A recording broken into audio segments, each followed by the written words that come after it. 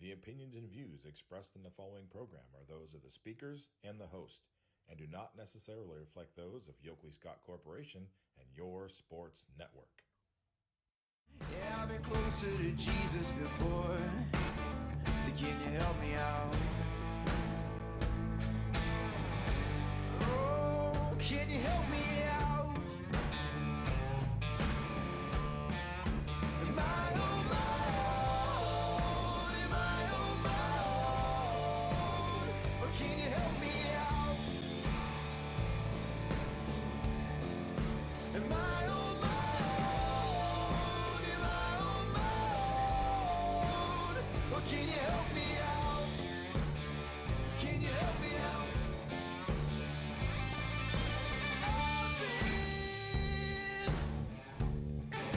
Scared to look at my soul.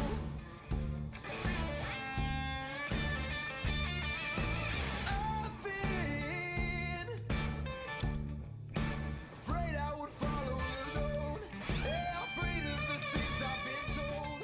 Welcome into a Tuesday edition of Running Point presented by Greenwood Chevrolet on Mahoning Avenue in Austintown. If you're in the market for a brand new or slightly used automobile, before you make this commitment, I'm talking to you folks, before you make this commitment, you owe it to yourself and you owe it to your checkbook to go over to Greenwood Chevrolet on Mahoning Avenue in Austintown. Give them an opportunity to win your business. I've been saying this for months. Greenwood Chevrolet on Mahoning Avenue in Austintown has three great qualities. Three great qualities that you must have as a car dealership. You have to have a good sales department. They have one. You have to have a good finance department. I mean, nobody wants to pay out the ass on interest rates. I mean, you want to be able to afford your car. Even if you have bad credit, you want to be able to afford your car and not have high interest rates. They get a great finance department. And then finally, you want to make sure your car is serviced. You want to make sure your car is taken care of, especially when it's still under warranty. They get a great service department. Sales department, service department, finance department, add it all up. It would mean you owe it to yourself and your checkbook to take a trip over to Greenwood Chevrolet on Mahoning Avenue in Austintown. Well, hopefully everyone was able to drive today. First and foremost, kudos, mega kudos to all of those people that were up all night long putting salt on the roads, plowing, putting salt on the roads. Not that we were plowing any snow because, well, we didn't get much. Now, you folks up in Trumbull County probably got a little bit more snow, but we here down in Columbiana County, all we got was ice. A crap load of ice. So much ice. Now, I live in a place where I don't have a garage. So my car is outside.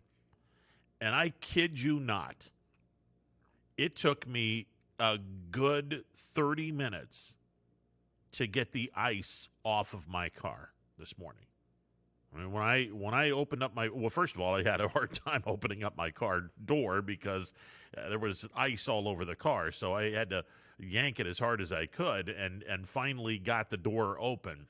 So when I, started the car, immediately had the defrost on at about 80 degrees and took my scraper and tried to go to town as hard as I could on the windows and whatnot, and none of this stuff was budging. I mean, this stuff was about this thick, and it was a bitch to get off. Finally, after about 15 or 20 minutes of defrosting, it finally loosened it up enough to where I was able to get some of the ice off, and then you do the karate chop. I'm sure everyone has done this, not just on the windows, because you don't want to destroy your windows, but there was ice on the hood, ice all over the car. I mean, it was really, really disgusting. I mean, let me just say this: the only time I like ice is when it comes in my drink. That's the only time I like ice. I surely don't like ice on the road, and I damn sure don't like ice on my car. But I had it this morning. So you had this ice on your hood. Now, does anyone ever do the karate chop where you take your hand and you pound it down on the hood in hopes that everything is going to just break off into a few pieces? I did that. And I many thanks, Mr. Miyagi. I was able to slam my hand on the hood of the car, and all these little tiny chunks of ice start flying off of the hood. After about 2 or 3 of these karate chops, the entire hood was rid of the ice, and then I was able to go to town with the scraper on the front windshield and then the back windshield, and it took about a half an hour to get all the ice off the car. And then, the first thought is, all right, how the hell are we going to be able to do this? I mean, there was a lot of ice last night, but kudos to the salt drivers and the plowers and everyone. I mean, they did an amazing job on the state routes, because I live right off of State Route 14. And then I was able to maneuver. Once I got on 14, everything was good. And then I, drove down State Route 46 this morning to pick up a couple of things, and 46 was in fantastic shape as well. So kudos to all of those who were up all night, laying the salt down on the roads, making sure that the roads were plowed. Basically, everyone's home from school today, and there's no reason for anyone to be out and about, especially the kids. And most of you aren't even in school anyway. You're basically being homeschooled with COVID, so it is what it is. But no school today for most of the kiddies. So if you happen to be watching this show, I'll try to behave myself. Nah, not really. It's not like you guys haven't heard this language in the schoolyard. Come on, seriously? 330-886-0813, the MP Vivo Heating and Air Conditioning Hotline, open for business. All right, the AP basketball poll was released yesterday. 2 teams are in it locally. In Division 2, Struthers, number 4 in the state of Ohio.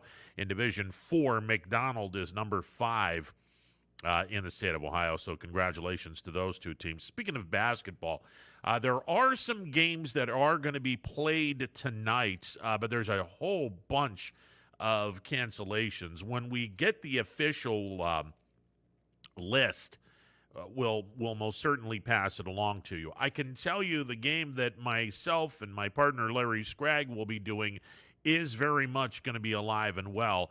At this point, it is going to be played, and that's down in Springfield, where the Springfield Tigers will be hosting the Western Reserve Blue Devils, and we will have that game on the network tonight.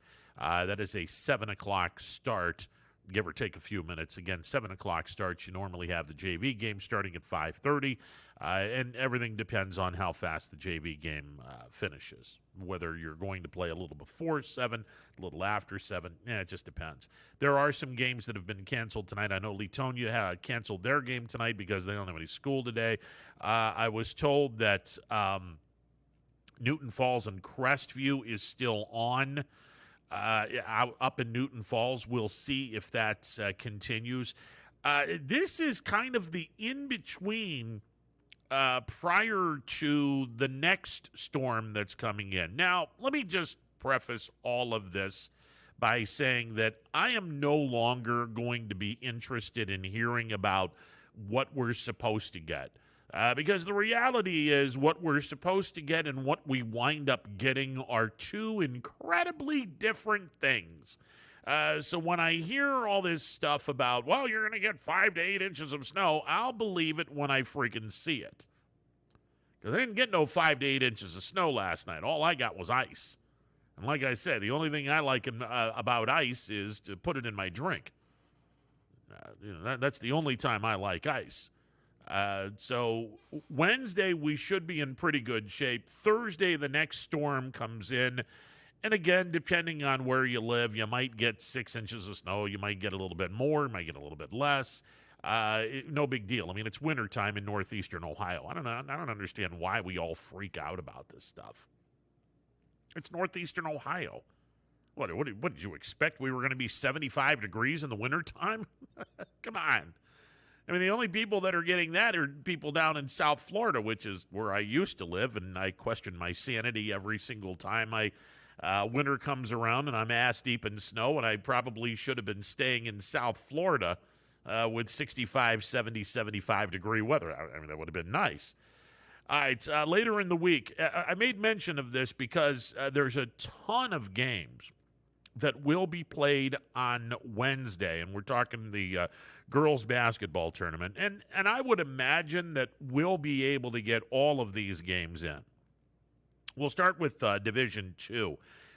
Just a ton of games, and all of these games will be starting at 7 o'clock. And again, no JV games in the tournament, so you're now only doing varsity basketball. So here are the Division II games tomorrow night.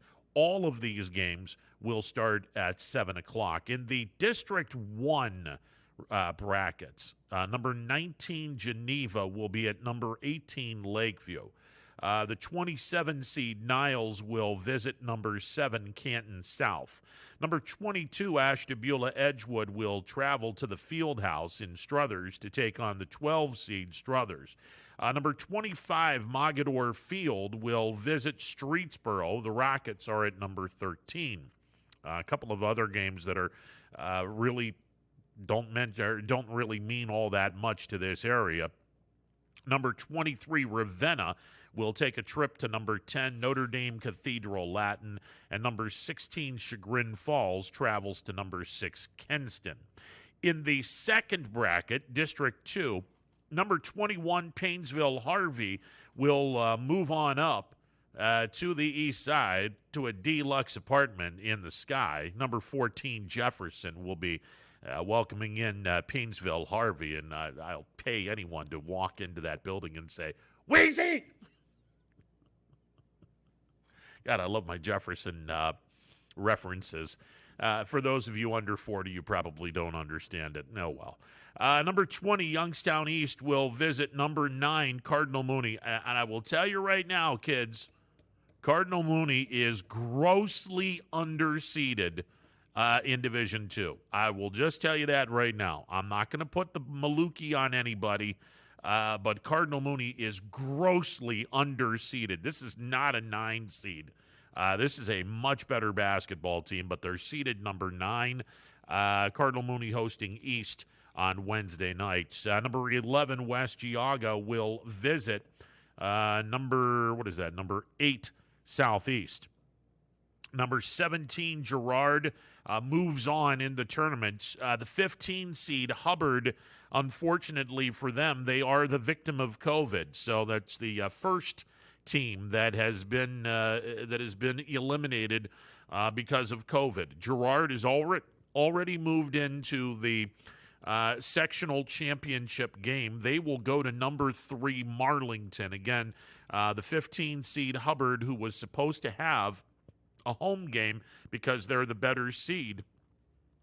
Unfortunately for the Eagles, their season is over because of COVID.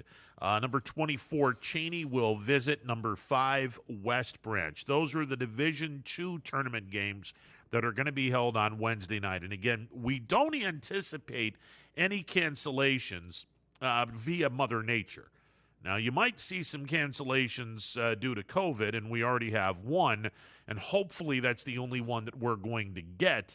But we don't anticipate any cancellations tomorrow because of Mother Nature. Now, Thursday might be a different story, and Thursday is when Division I plays. Now, the only team that's left in Division I locally for us, well, there's 2 teams, one in the YSN family. Canfield will be traveling to Massillon to take on the 10 seed Massillon Perry, and I don't know. I kind of like Canfield in this game, to be honest. Canfield's playing some really good basketball. They are. They knocked off Hudson in very impressive fashion, I might add. 57-35 in Canfield on Saturday. I like the way the Cardinals are playing some basketball. The other team, Harding, is going to be playing their game on Saturday. So they're supposed to play on Thursday. They're going to wind up playing this game on Saturday. And truth be told, they should be in pretty good shape. That game is going to be played on Saturday afternoon at 4 o'clock at Harding High School. Walsh Jesuits will go and face the number 8 seed, Warren Harding.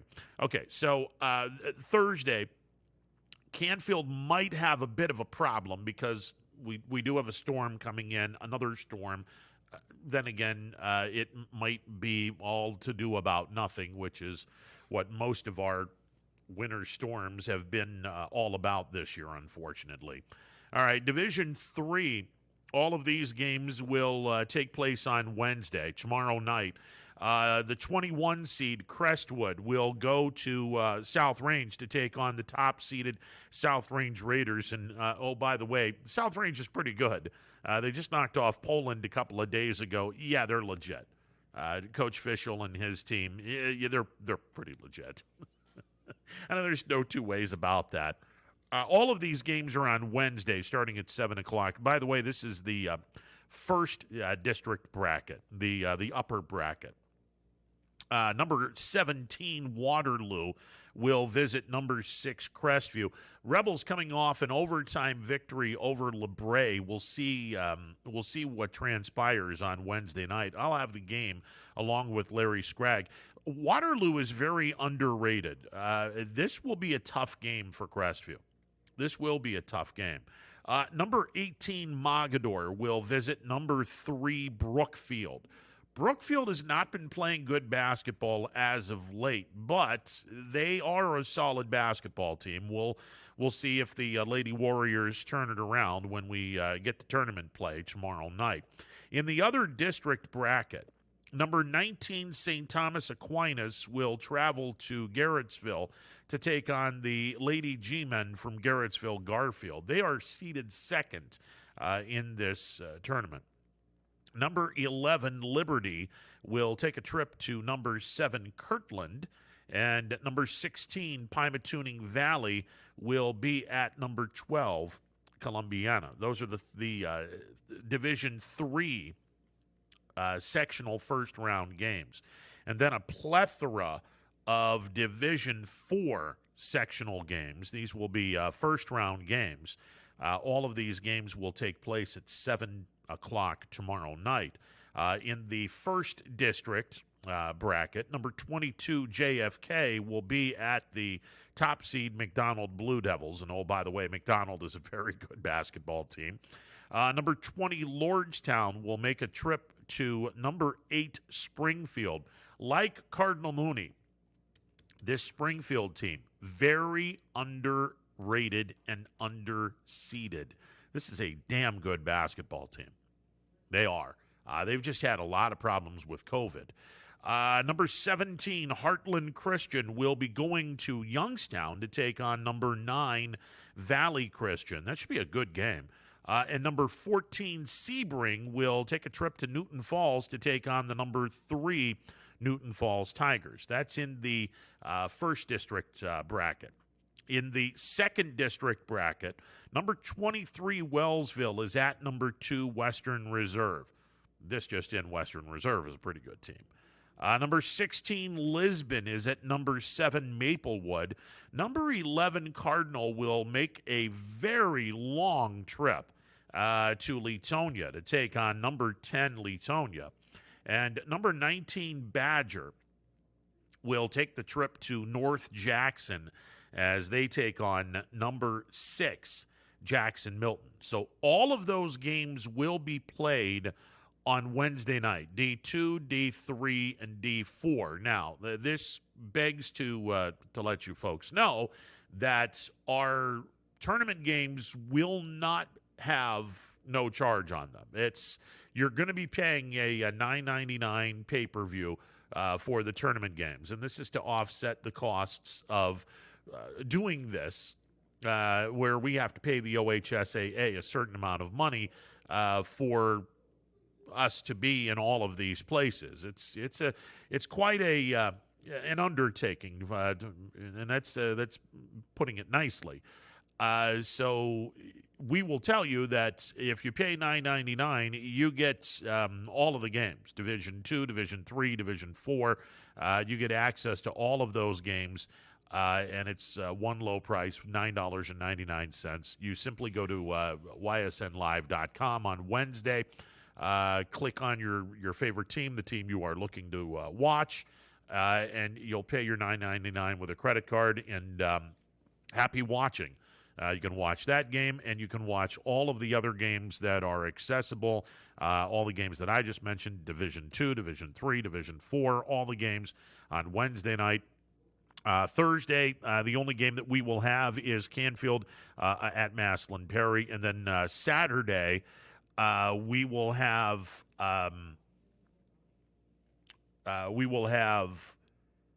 sectional finals in Division 2, 3, and 4. Sectional bracket finals are Thursday in Division 1. And by the way, we failed to mention Howland is at Still Monroe Falls. I apologize to Tigers Nation. Howland is at Still Monroe Falls in their District 1. So both Canfield and Howland are in action. Harding will play their game Saturday afternoon at 4 p.m. against Walsh Jesuit. But Division 2, Division 3, and Division 4, their sectional title games will be Saturday afternoon. All of those games will start at 1 o'clock. And again, Saturday, it would be $9.99, and it gets you every single sectional title game on the network as well. So there you go. Friday night, I believe we will have Mike Ackelson and the fellas here for the Friday night edition of Open Look presented by WRS Wealth Advisors, and we will most definitely peer in on, hopefully, more than a handful of games as the guys are in the final week of the regular season. And again, with Mother Nature dropping a bunch of ice on the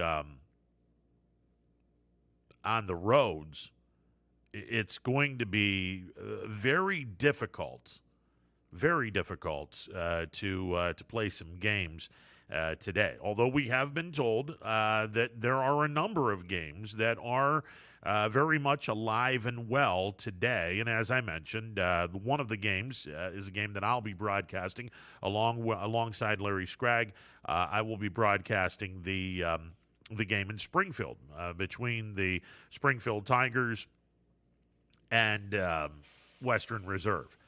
We'll have that game. It will start somewhere in the vicinity of 7 o'clock. All right, 330-886-0813, the MP Vivo Heating and Air Conditioning Hotline, open for business. Lots of things to talk about.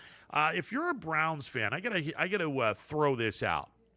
Mary Kay Cabot, who works for the Plain Dealer, she tweeted out this morning that J.J. Watt is very interested in signing with the Cleveland Browns.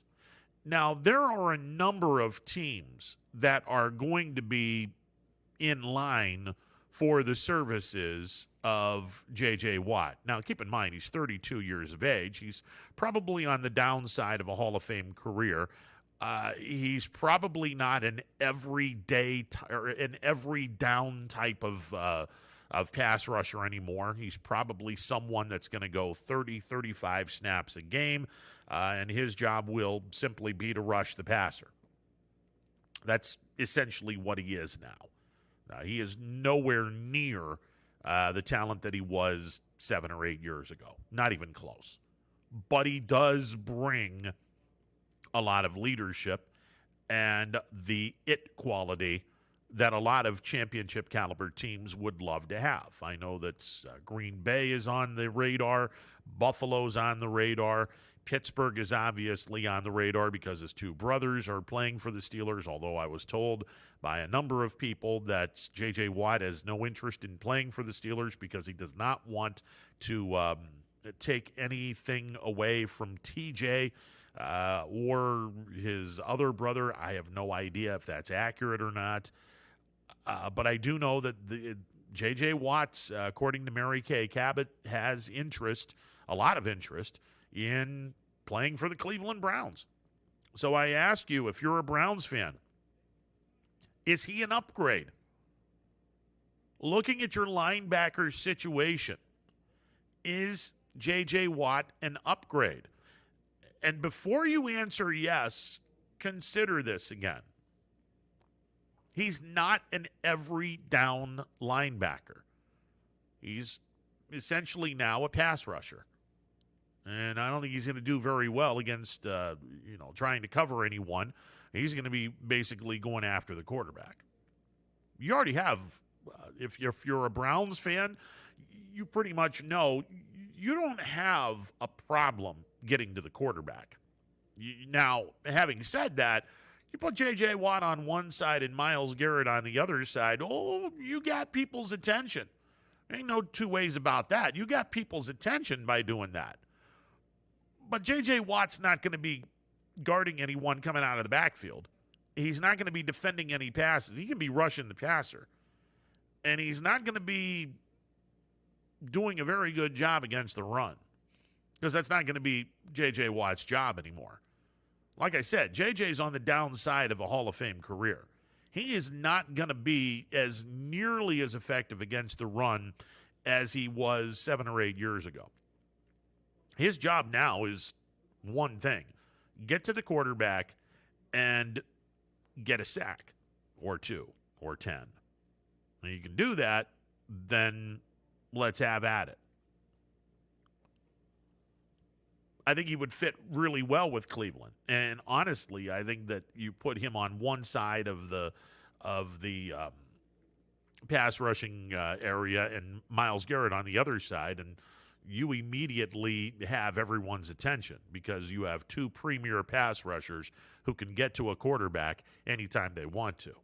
And yes, it would behoove Cleveland to get J.J. Watt. Now, having said that, he would also take up one of your linebacker spots, and your linebackers weren't very good against the run this past year, weren't very good when it came to defending the pass or dropping into coverage. Back seven was kind of embarrassing, to be honest. Back seven needs work. And J.J. Watt, though he is incredibly talented as a pass rusher, he's not going to do you much in terms of stopping the run or defending the pass. He's more of a pass rusher, as I mentioned. Not to say that he wouldn't fit in with Cleveland. He would. I just would look and say, okay, he's not going to be the fixer in terms of running backs that can stop the run. That's not in his DNA anymore.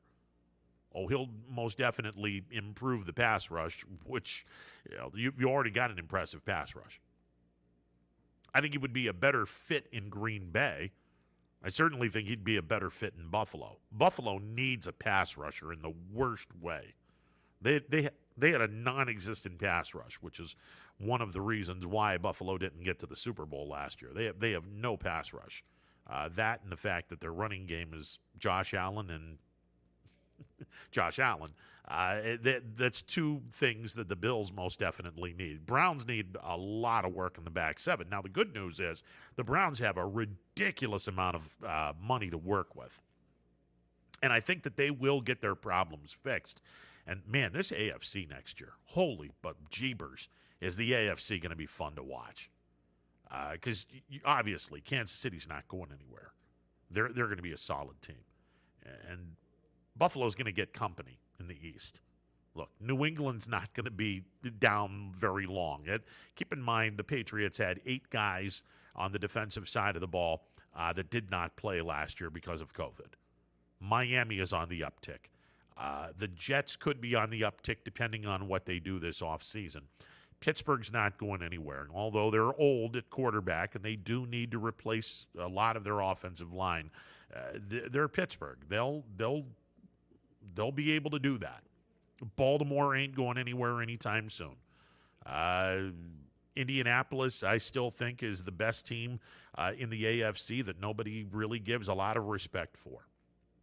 I think they are a quarterback away from really making a lot of people sweat in the AFC. And if they can get their hands on Carson Wentz, Indianapolis might be the team that winds up killing Kansas City's 3-year run as in a championship game. Although I think Kansas City's 2-1 in their 3-year run. Indianapolis is a pretty good team. That's actually a really good team. And I don't think that Tennessee's going anywhere anytime soon. They're going to be in the mix. And Oakland could very well be in the mix. This can be a fun year in 2021 because there's a lot of teams that are going to be heard from in the AFC. It just made mention about 8 teams, 9 teams, and only 7 of them are going to go to the playoffs. I mean, 2 of these teams are going to get knocked out of not even get into the playoffs. I mean, that's how loaded and stacked and deep the AFC is. So we can talk a little bit about that if you wish. Spring training starts tomorrow. Pitchers and catchers report tomorrow. You know, I'll be honest with you, and I'm always honest with everyone. Always like saying what's on my mind. And some people will look at me and, here's the thing that kind of bothers me. There are some people that honestly think that I say stuff just to get a reaction. I'm not an amateur. I don't do that stuff. People that do that stuff aren't prepared. People that do that stuff are an embarrassment to the industry. I don't do that. I tell you exactly what's on my mind. I don't do that stuff. That's cheap stuff. I don't do that. If I say something, it's that I pretty much agree or that I pretty much mean what I say. And I said this last week. I wasn't jacked up for baseball season. Wasn't excited. Wasn't ready to go. And I'll be honest with you. I mean, normally I would be sitting back and normally I'd be sitting back and I'd be really, really excited about, pitchers and catchers are reporting tomorrow. I would be gung-ho over this, ready to go. And I'll be honest with you. I'm somewhat excited. I mean, I'm a little more excited now than I was 4 or 5 days ago. But I'm still not overly excited. I mean, I will. Look, opening day is April the 1st. And I'll be ready to go come April the 1st. I'll be ready to go, but I got to be honest. Right now, pitchers and catchers reporting. Yeah, okay, I guess. Maybe it's because I don't expect much from the Indians. I surely don't expect much from the Pirates. I think the Pirates have, and rightfully so. I don't want anyone to sit back and say that the Pirates are going about all of this all wrong. No. Actually, what they just did this offseason, this was something that needed to be done.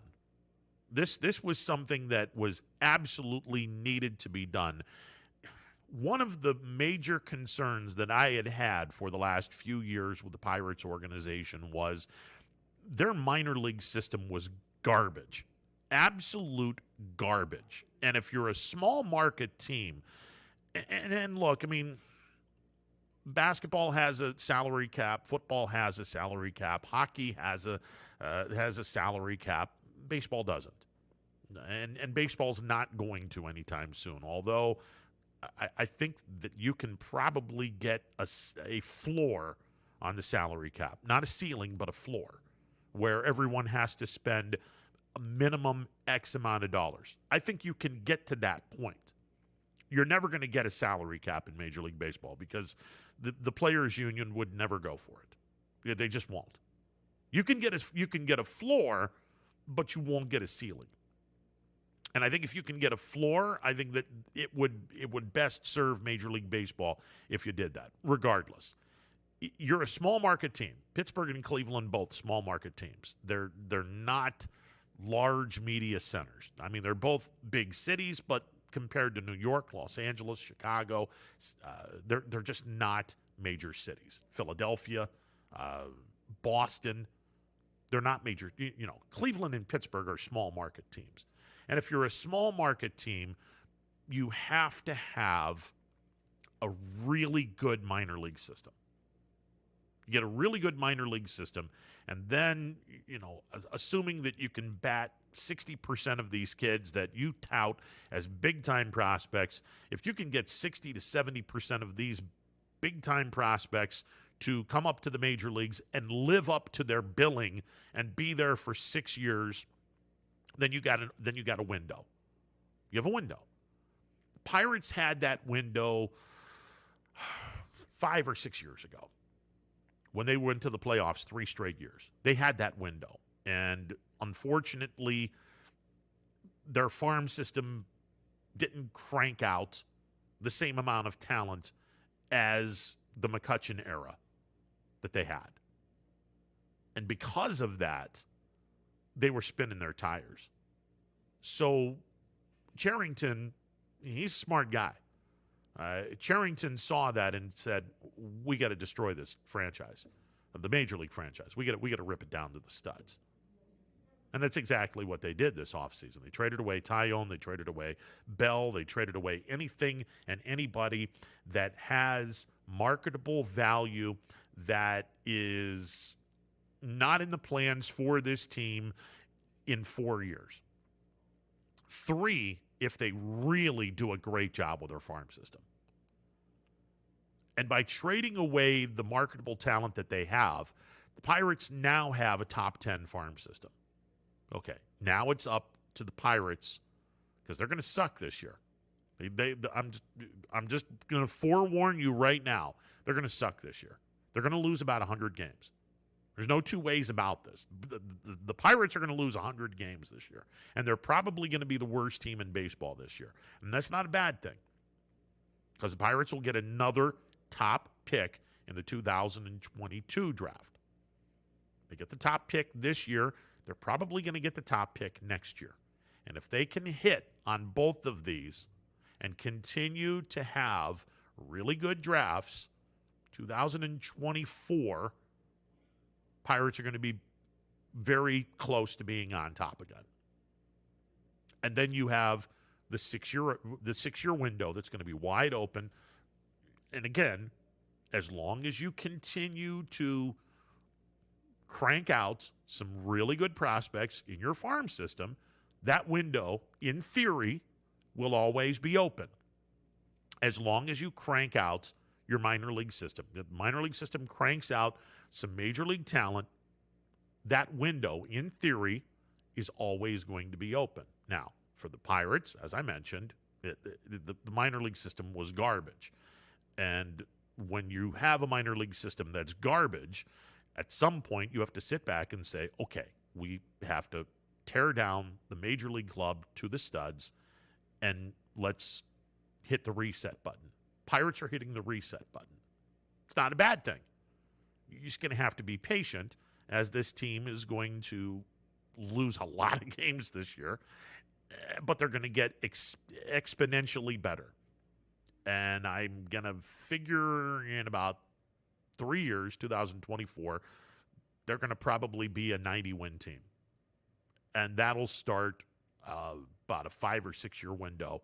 If everything works out, it'll start about a 5 or 6 year window where the Pirates could very well be one of the elite teams in the National League. Now, that's for the Pirates. The Indians are in a weirder situation. So the Indians still have a good farm system. They do. They actually have a really good farm system. Problem with the Indians is they had some guys that were on the tail end of their 7-year window. And let me throw this out without pissing any Indians fans off. I mean, y'all are sensitive as all get out because most of you can't stand Dolan, which that's your problem. Okay, whatever. There was a 7-year window. I don't include 2020. 2013 through 2019, there was a 7-year window where the Indians were averaging 93 wins a year. 92, 93 wins a year. pretty impressive. I mean, that's pretty impressive. Went to the World Series in 2016. Got a string of bad luck with injuries and whatnot, and just they weren't able to win a title. But for the 7 years, they averaged 92, 93 wins a year. Bottom third in attendance in all 7 of those years, which is absurd. And one of the reasons why the Indians couldn't afford Francisco Lindor, so they traded him in the offseason. Now, Lindor and a couple of other players, they were some of the holdovers from the 2016 team that went to the World Series. Probably should have won the World Series. Unfortunately, again, ran out of gas, had all kinds of injuries. You know the drill. Had a 3-1 series lead, couldn't hold it. Cubs beat them in 7. It is what it is. So Santana's gone. Lindor's gone. A lot of guys from the 2016 team are now gone. And you look at this team and you're like, oh, man, this couldn't come at a worse time. Minnesota's, they're going to get 90-plus wins. Chicago is a freight train ready to take off. Detroit and Kansas City have both had 2 years to try to piece together their, rebuilding system.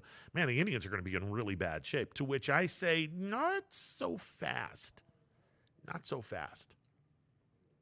What if I were to tell you the Indians are a playoff team this year? Now, hear me out. Hear me out. What if I were to tell you that the pitching staff is going to keep the Indians in a lot of games?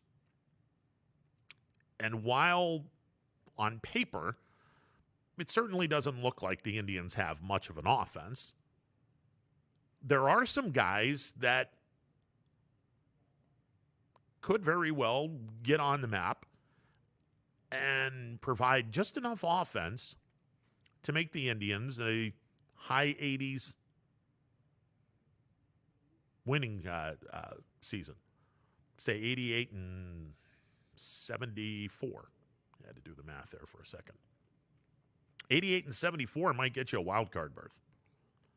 89 and 73, 88, 89 wins might get you a wild card berth. Hell, it might win you the division. I don't know. Minnesota, they're good, but I don't know if they can get 90 wins this year or not. It'll be interesting. I mean, the Central is a lot more difficult now than it was in previous years. Now, let me just preface all of this by saying I don't think that the Indians are a playoff team, but you can make the case that they could be because they have the pitching to do it. And if you have pitching, all you need is timely hitting, and you're in. The Indians are not in as bad a shape as everyone wants to say that they are. And the people that are still pissed at Dolan because, well, you let the franchise walk. Let me remind everyone. The Indians could have afforded Francisco Lindor. But given the fact that very few of you show up and support this team by going to the games, which is a nice chunk of the revenue, they would be forced with Lindor and a bunch of young kids that aren't making any money. And then they would have to trade away all of the guys that are making some money in order for this team to actually make money. So it wasn't going to work. And the Indians traded away Lindor in hopes that long-term, even though short-term they're getting hosed in the worst way possible. A lot of the deals that the Indians have made, they were not looking short-term. They were not looking immediate return. They were looking at return 2 years from now and 3 years from now.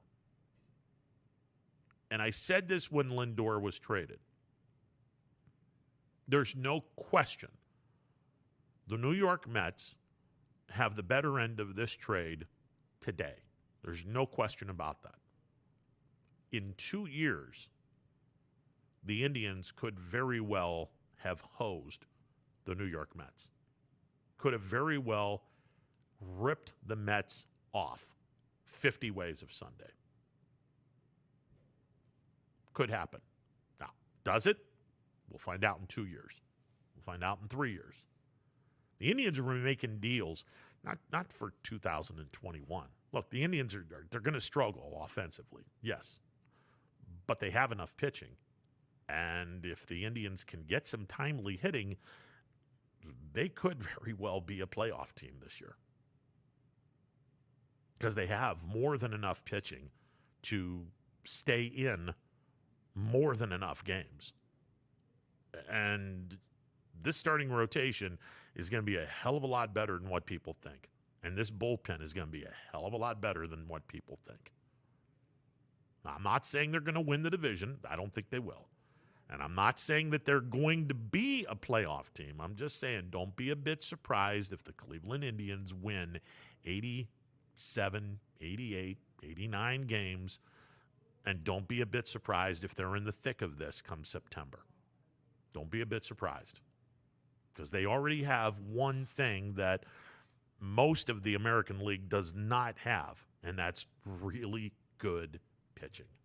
All right, 330-886-0813, the MP Vivo Heating and Air Conditioning Hotline, open for business. If you're a Pirates fan, if you're an Indians fan, my diatribe, what did you think? Do you agree? Do you disagree? Love to hear from you.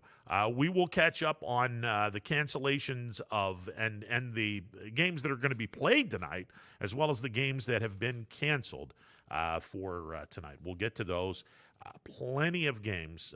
And I mean, the truth be told, we said this earlier. This storm couldn't have possibly come at the worst time for boys basketball. It's the last week of the regular season. Look, the guys are going to be playing. Their tournament games are going to be starting on Tuesday, 1 week from today. Division 2, Division 3, and Division 4. You're going to start your tournaments. 1 week from tomorrow, Division 1 will start their tournament. So, you know, you got this 1 week, and that's it. You got this week to play as many games as you possibly can. Now, personally, I wouldn't play more than 3 because you got to get ready for the postseason. You don't want to burn anybody out. But there are some teams that want to get as many games in this week as possible. And you know, with last night and the ice that was dumped, there are a lot of games that are canceled. Now, you know, and now you're running out of time. I mean, you got Wednesday, but most of the area, the girls are going to be playing on Wednesday. You're going to put a guys' game where the girls are playing a tournament game? Probably not. Thursday, you can get away with playing a game on Thursday. Friday, absolutely. Do you want to do a back-to-back? I don't know. Saturday, yeah. You know, Wednesday, Thursday, Friday, Saturday, these 4 days are open. If you can get 2 or 3 games in, it'd be fantastic. And again, kudos to the teams that are going to play tonight. If you play tonight, they're 1 down, 1 more or 2 more to go. And then you could, then you get everything ready for the tournaments. And hopefully the teams have a long tournament run in them. All right, 330-886-0813. We'll take a timeout and be back with more. It is a Tuesday edition of Running Point presented by Greenwood Chevrolet on Mahoning Avenue in Austintown. We're back in a bit. New things happen all day. Some are good, some not so good. In today's complicated world, while you're busy working, playing, and living life, we're busy helping you make sense of the day's news. And there's only one place where it comes together with clarity, context, and accountability. It's 21 News at 6 with me, Madison Tromler, and Derek Steyer. 21 News at 6. It's what the day's news really means to you. Welcome home to a home made homier with Baird Brothers Fine Hardwoods. Inspiration starts at BairdBrothers.com and is turned into reality when high-quality hardwoods are delivered right to your home. Baird Brothers has the latest design trends, shiplap and skinny lap interior siding, antique oak rustic flooring, and, well, you'll find them all at BairdBrothers.com. Ordered easily, delivered conveniently, enjoyed comfortably. BairdBrothers.com. WRS Wealth Advisors, the area's premier wealth and retirement specialists. Located on South Avenue in Boardman. Hi, Hi, this is Jim Myers with Myers Family Insurance, your local Medicare and retirement resource. We're excited to have sports back. Whether you're on the field or cheering from the stands, sports unifies communities and brings hope for the future. We're all one team working together. At Myers Family Insurance, we know the importance of a great team. Our team continues to grow to help you with your Medicare and retirement needs. The annual election period is October 15th through December 7th. Now's the time to make sure your plan continues to meet your needs for the upcoming year. Call today. Hi, I'm Colin Chupa. And I'm Kelsey Clem from K-Squared Marketing. Our boutique marketing firm specializes in media planning and buying, public relations, event marketing strategies, and strategic sponsorships. We can integrate our services with your existing game plan, or we can be your entire marketing team. Your goals, our game plan. Let's win together. Call K-Squared Marketing at 330-623-2730 or visit ksquared.marketing to learn more. Baird Brothers remains your source for fine hardwood products. For the time being, we're open for customer pickup only on weekdays, 9 a.m. to 4 p.m. and Saturday from 9 a.m. till noon.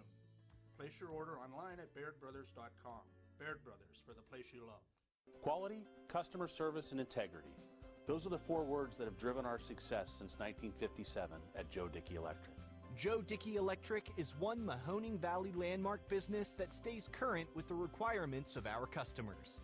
Family owned and managed, we are an electrical contractor and energy solutions provider. Every member of our team adds to his or her skill set through ongoing training. Residential, commercial, industrial, automotive, and more. We keep ahead of the needs of our customers with a fleet of more than 50 vehicles and 24/7 emergency service, so you're never left in the dark. The 4M Company, being an architect and construction manager for over 40 years, has had the opportunity to use many different electrical businesses for our projects. The depth, quality, and knowledge and attention to detail displayed by Dickey Electric makes them stand out above all the rest. For state-of-the-art expertise and a timeless commitment to our customers, contact Joe Dickey Electric. We are everything electrical. I went to Greenwood Chevrolet because I was really interested in looking at the tracks. Because I wanted my dream truck. Because I've been going there for 20 years. I think whenever we go there, whatever car we're looking for, they have tremendous inventory. If you're looking for people who care about you, Greenwood is the place to go. You know, it's like family there. The girls know me in service. It's Miss Kim in the Tahoe. I'm really happy that I went to Greenwood Chevrolet. Because they really went the extra mile for me. Now we're going the extra mile for you, only at Greenwood Chevrolet. Local teams are heating up the hardwoods, and you can keep up with all the action on and off the court with Five Guys Hoop News all season long on 21 Sports. Welcome back to a Tuesday edition of Running Point presented by Greenwood Chevrolet on Mahoning Avenue in Austintown. The MP Vivo Heating and Air Conditioning Hotline open for business. 330-886-0813. That's 330-886-0813. 2 games that I know of that are still on in high school basketball tonight. Western Reserve at Springfield.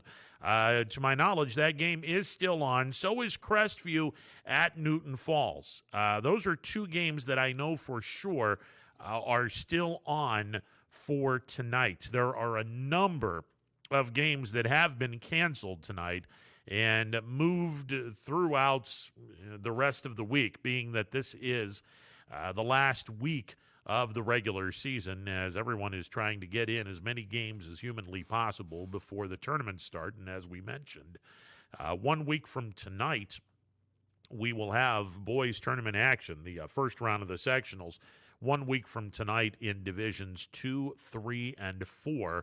1 week from tomorrow, Division 1 will get underway. Let's run down the games just in case y'all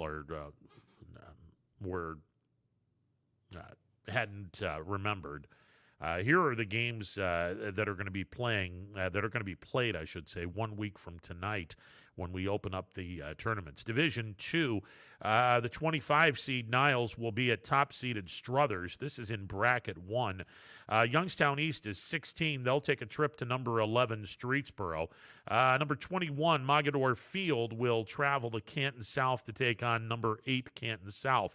Ravenna seeded 23rd. They'll go to Canfield to take on number 10 Canfield. And number 14 Chardon will go to number 12 Chagrin Falls. In the second bracket, Number 17, Howland, will visit number 13, Lakeview. Number 16, Notre Dame Cathedral Latin will go to number 9, Louisville. Louisville might very well be underappreciated in this bracket. Keep an eye on Louisville. Number 19, Girard is at number 7, Salem. Number 20, Hubbard at number 3, West Branch. And number 26, West Geauga is at number 3, Cheney. Cheney was supposed to have played Menor last night. Obviously, that game did not take place, and it would have been a nightmare trying to get back home from Menor. So, thankfully, they canceled that game long before the game was supposed to start.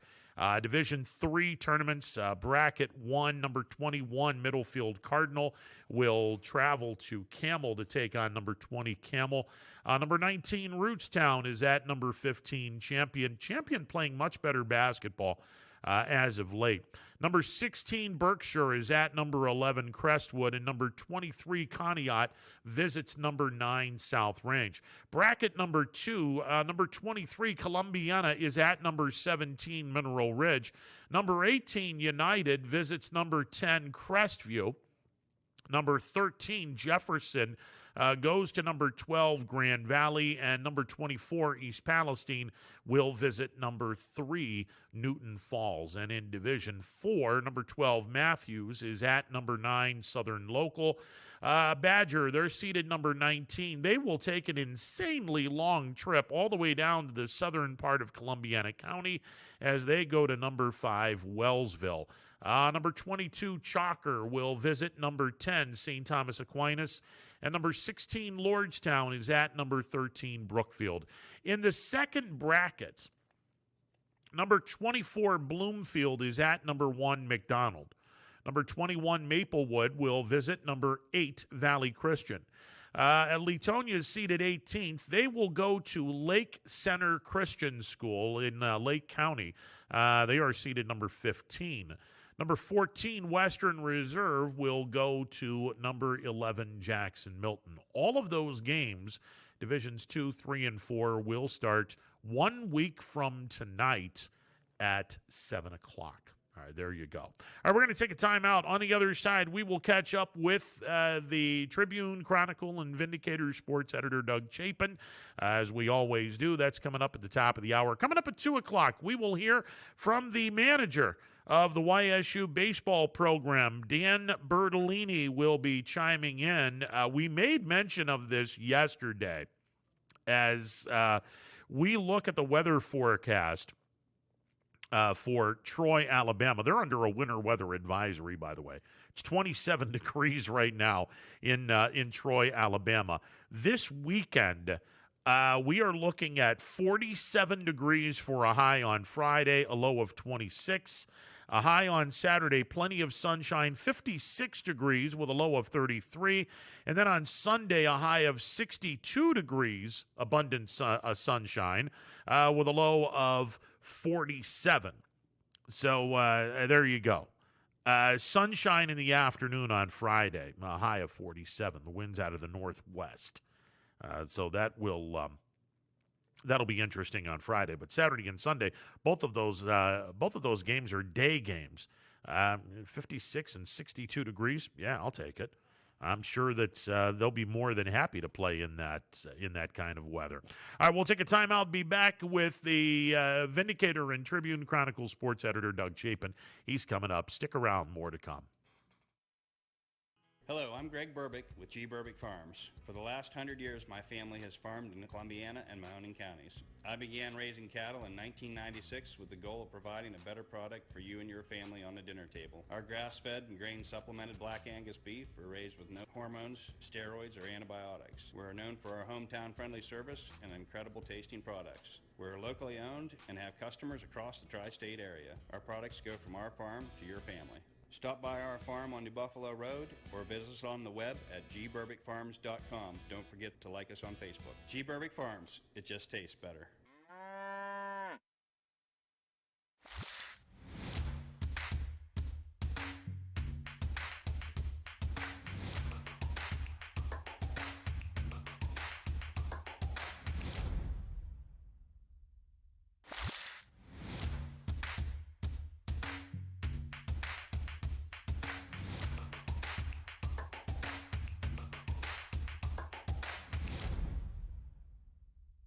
Hi, this is Tommy Clem, owner of WRS Insurance Solutions.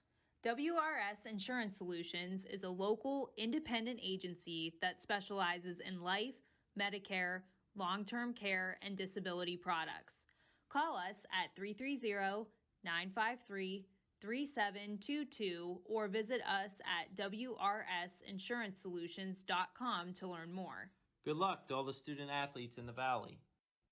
Right now is a great time to get more for your trade-in at Tri-State Ford and drive home in a new or pre-owned vehicle. Choose from our great selection of new Ford models or pre-owned vehicles. Plus, get the Tri-State Ford Advantage, including a 10-year, 200,000-mile warranty and more. At Tri-State Ford, we'll pay you top dollar for your trade, but you don't have to purchase one of ours to sell us yours. Customer focus, community driven. Tri-State Ford East Liverpool or visit tristateford.net. Welcome back to a Tuesday edition of Running Point presented by Greenwood Chevrolet on Mahoning Avenue in Austintown. Let's go to the MP Vivo Heating and Air Conditioning Hotline, where we find Vindicator and Tribune Chronicle sports editor Doug Chapin, who joins me every Tuesday at this time on the MP Vivo Heating and Air Conditioning Hotline. Doug, how are you today, sir? I'm good. How are you? I'm doing good. As if we needed more shenanigans in terms of cancellations and whatnot, especially for the boys, being that this is the last week of the regular season. Mother Nature throwing down an ice show, and boy, she really put the kibosh on a lot of basketball games tonight. Yeah, we're struggling to find anything to go to or any games to cover. So, that's I mean, we're in a basketball season. We expect at least one or two instances of this during the season, combined with the COVID situation and various quarantines, etc. It's made it doubly difficult here. But that's part of winter basketball season. Yeah, the only two games that I know of that are still on, Crestview at Newton Falls and Western Reserve at Springfield. Those are the only two games in our area that are still playing basketball tonight. Yeah, we just I've just been on the phone or texting with our reporters, figuring out, they'll call the AD to find out if the game's on, and find out it's not, so they let me know, so I got to find another game for them to try to go to. So yeah, it's a pain, it really is. And then figuring out when the makeups are. Some ADs are good at that, letting you know, and some aren't. And sometimes they don't ever make it up, or they don't know when it's going to be until a day before they set it up. So that causes problems in the scheduling. How difficult is this for the guys? I mean, you're trying to get into tournament mode, and I think that under normal circumstances, if we didn't have COVID and we didn't have the craziness that went along with COVID this year, this really wouldn't be that big of a deal. But with COVID having messed a lot of teams' schedules up, I got to believe this is a really big deal, having all these games canceled tonight. Well, it depends on how much. There might be coaches and teams out there that would do better having a practice than a game. You could go over some of the things you've done poorly in recent games or done well in recent games and talk about those. So I don't know. It depends on the team. If you've only got 11 or 12 games in and you want to get some more in, yeah, that's could be a problem. But if you're up to 20 or 19 or 20 games already and you miss one, I don't think that's that big a deal unless it's something you want to see your team against a certain type of team and you don't get that chance. But I think it depends on the situation. Each team is different because of the number of games they played this year. I mean, that's the one thing that's the constant used to be, or usually is, that everybody's played close to the same number of games. By the time you get to the end of the season, you're all around 22, where you should be.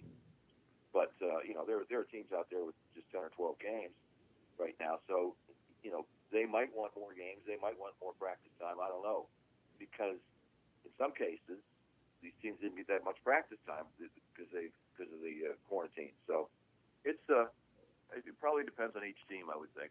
Tribune Chronicle and Vindicator sports editor Doug Chapin joining me on this Tuesday afternoon, courtesy of the MP Vivo Heating and Air Conditioning hotline. Now, the good news, we are going to be a go on Wednesday because the next storm doesn't come in until Thursday. So I would hope all of the D2, D3, and D4 sectional first-round games in girls basketball should all be a go on Wednesday night. Yeah, we've discovered or found out that one of them won't play, and it's the Gerard Hubbard girls. I believe it was the Hubbard team. Yes. COVID situation. Yes. And I'm curious to see what the OHSA does. Will they give them up until Friday to play that game? Although, I mean, if the quarantine is beyond that, then certainly they can't because they have to know who's going to come into the next. From what I understand, Doug, they've already given Gerard the nod to the sectional title game on Saturday against Marlington. So, number 15 Hubbard, who was supposed to host the game, they're the first casualty in the COVID tournament, and I hopefully they're the only team, but I have my doubts. Yeah, I'm sure we're going to see that again. In fact, when the football season, we saw it like in the third or fourth round. There was a couple of forfeits. But one of the things I've seen on the scheduling is generally in Northeast Ohio, all the first round games are on a certain date, second round on a certain date, etc. But I've seen a few games where they've allowed schools to move that. In fact, Harding girls are playing Saturday instead of Thursday. And I wonder if that has to do with COVID. Now, if they're going to allow that, I wonder if they'll allow a team to, push the game back a little bit further so that they can make it inside the quarantine. I'm not sure what the OHSA policy is going to be on that, but just the fact that it's there, that the possibility that teams are going to have their season ended without even getting a chance to play is it's not a good thing. It's the way it is right now, but you feel for those girls or boys that aren't going to get that chance to play in a tournament. Doug, you bring up a really interesting point, and let's throw Mother Nature in there instead of COVID. I mean, it's no secret. I mean, if we had that gigantic storm that turned out to be more ice than snow, but let's say that it hit tonight and had caused all these games to be canceled on Wednesday. Well, the OHSAA has a set schedule where, and if you have your sectional championship games for girls basketball done by Saturday, if you're D2, D3, and D4, and I suppose you can move that to Saturday in D1, as long as all the sectional games are completed by Saturday, then everyone's still on the same schedule where you would play your district semifinals in Division I next Tuesday, next Wednesday, D2, D3, D4. So throw out Mother Nature and put COVID in. I tend to agree with what you're saying. I mean, if a team has a COVID issue, but they're scheduled to be coming out of their quarantine before the sectional championship games are to be finished, then why not allow that team to, if you have to play that one game on a Friday and then turn around and play the next day, why not have that? Yeah, I mean, I agree, and I've seen situations where games that were, whether even as far into the district, where they have played on a Sunday or a Monday, the district final, and then the regional is coming up that Tuesday or Wednesday. So that, and I think the way I understand it, and I may be wrong on this, I think the OHSA pretty much lets district boards run everything up through the district tournament, and the OHSA doesn't really step in until it gets to the regional. So each district can have its own policy, and they can do it however they want. I think everybody involved in administration of high school athletics wants the kids to play. Nobody's out there saying, "Oh, let's get another forfeit. Let's rack up another forfeit." They want them to play, and so they they'll do their best they can to do that. Now, if it's a situation where a team finds out they're going to have to quarantine for 10 days, and the latest limit that they can play is 4 days away, then they're gonna have to forfeit, and that's just the unfortunate part of it. And like I said, I don't think that Hubbard is going to be the only team that has to forfeit because of COVID. I'm going to go with the percentages. I think there will probably be more teams. Now, hopefully not locally. Hopefully it's going to be outside of our area. But I would imagine Hubbard is not going to be the only team that is going to be having dealt this very cruel blow. Yeah, I'm sure it will. And and like we said, it happens some in the fall sports. We saw it with in volleyball, soccer, football. And it's going to happen here too, and I imagine there's going to be a wrestler or two that isn't going to be able to, compete in the wrestling tournament. It's part of life now until we finally get it under control. And and kids are resilient. They get over things like that, and hopefully it's not much, but it's going to happen to some, I think. Tribune Chronicle and Vindicator Sports editor Doug Chapin joining me on the MP Vivo Heating and Air Conditioning hotline. Doug, you mentioned football. Weirdly enough, Youngstown State will open up their football season. It's an 8-game schedule. They opened it up on Sunday afternoon in the Fargo Dome, taking on North Dakota State. Now, North Dakota State has a number of kids that have decided not to play this year, but they're still a legit team, and they're still a very solid championship caliber team. And Youngstown State is a very young team, a lot of talent, but we just don't know how much talent because a lot of these kids weren't really on the field all that much in 2019. So a very young team, and they start off the season taking on arguably the best team in FCS. It's kind of unfair, but you got to go with what you've been dealt with. Yeah, and I'm sure that Coach Phillips' message is we're gonna go in there and do the best we can. It is a really difficult situation. A first-year coach with all this COVID stuff, so he's not had much time to be on field practice. You can say it's I'm still trying to figure out whether it's a good thing or bad thing that they ended up not playing last fall. They gave them some more time to familiarize themselves with each other, his teammates and the coaches with the players. But I think North Dakota State played a game last fall, and then that's when the FC decided or canceled the rest of the season. So they had a little bit of more experience in the fall, at least. It's a weird thing. You would think the advantage in a situation like this, where nobody's played for so long, is going to be with the team that is more experienced, and we think that's North Dakota State. But we'll see. It's going to be a tough one. That they,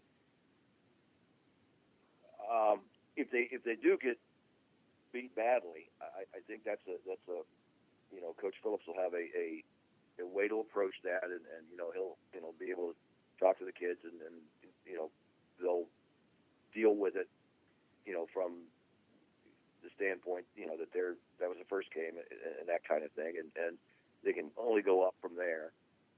But yeah, it's a really unfortunate. They didn't have a tune-up game, so to speak, before this.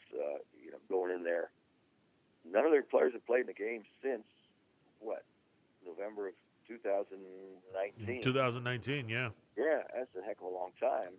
And you can practice all you want, but it's not the same as a game. So we'll see what happens.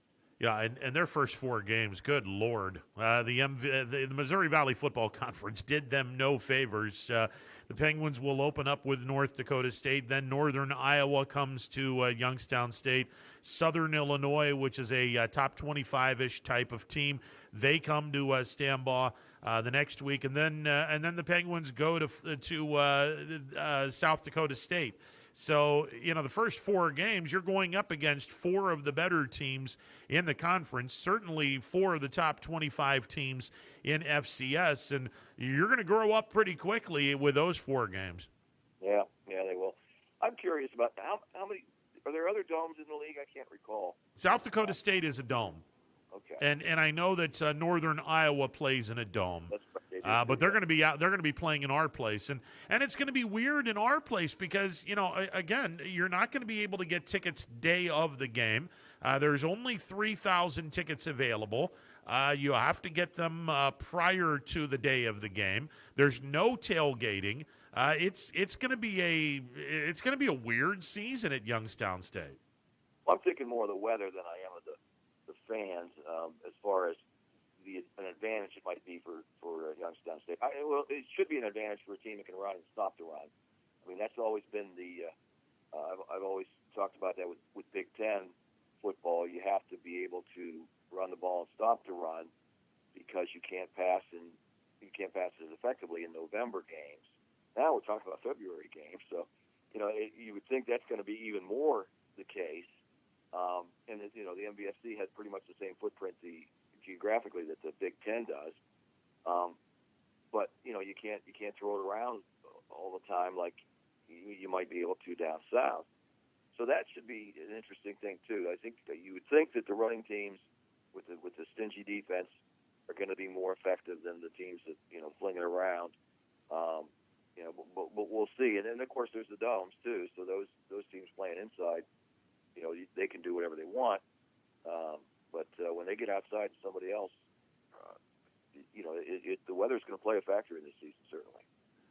Doug Chapin, Tribune Chronicle and Vindicator sports editor, joining me on the MP Vivo Heating and Air Conditioning Hotline. And while the Penguins will be opening up their football season on Sunday, the baseball team will have already played 2 games of their college baseball season as they open up their season on Friday.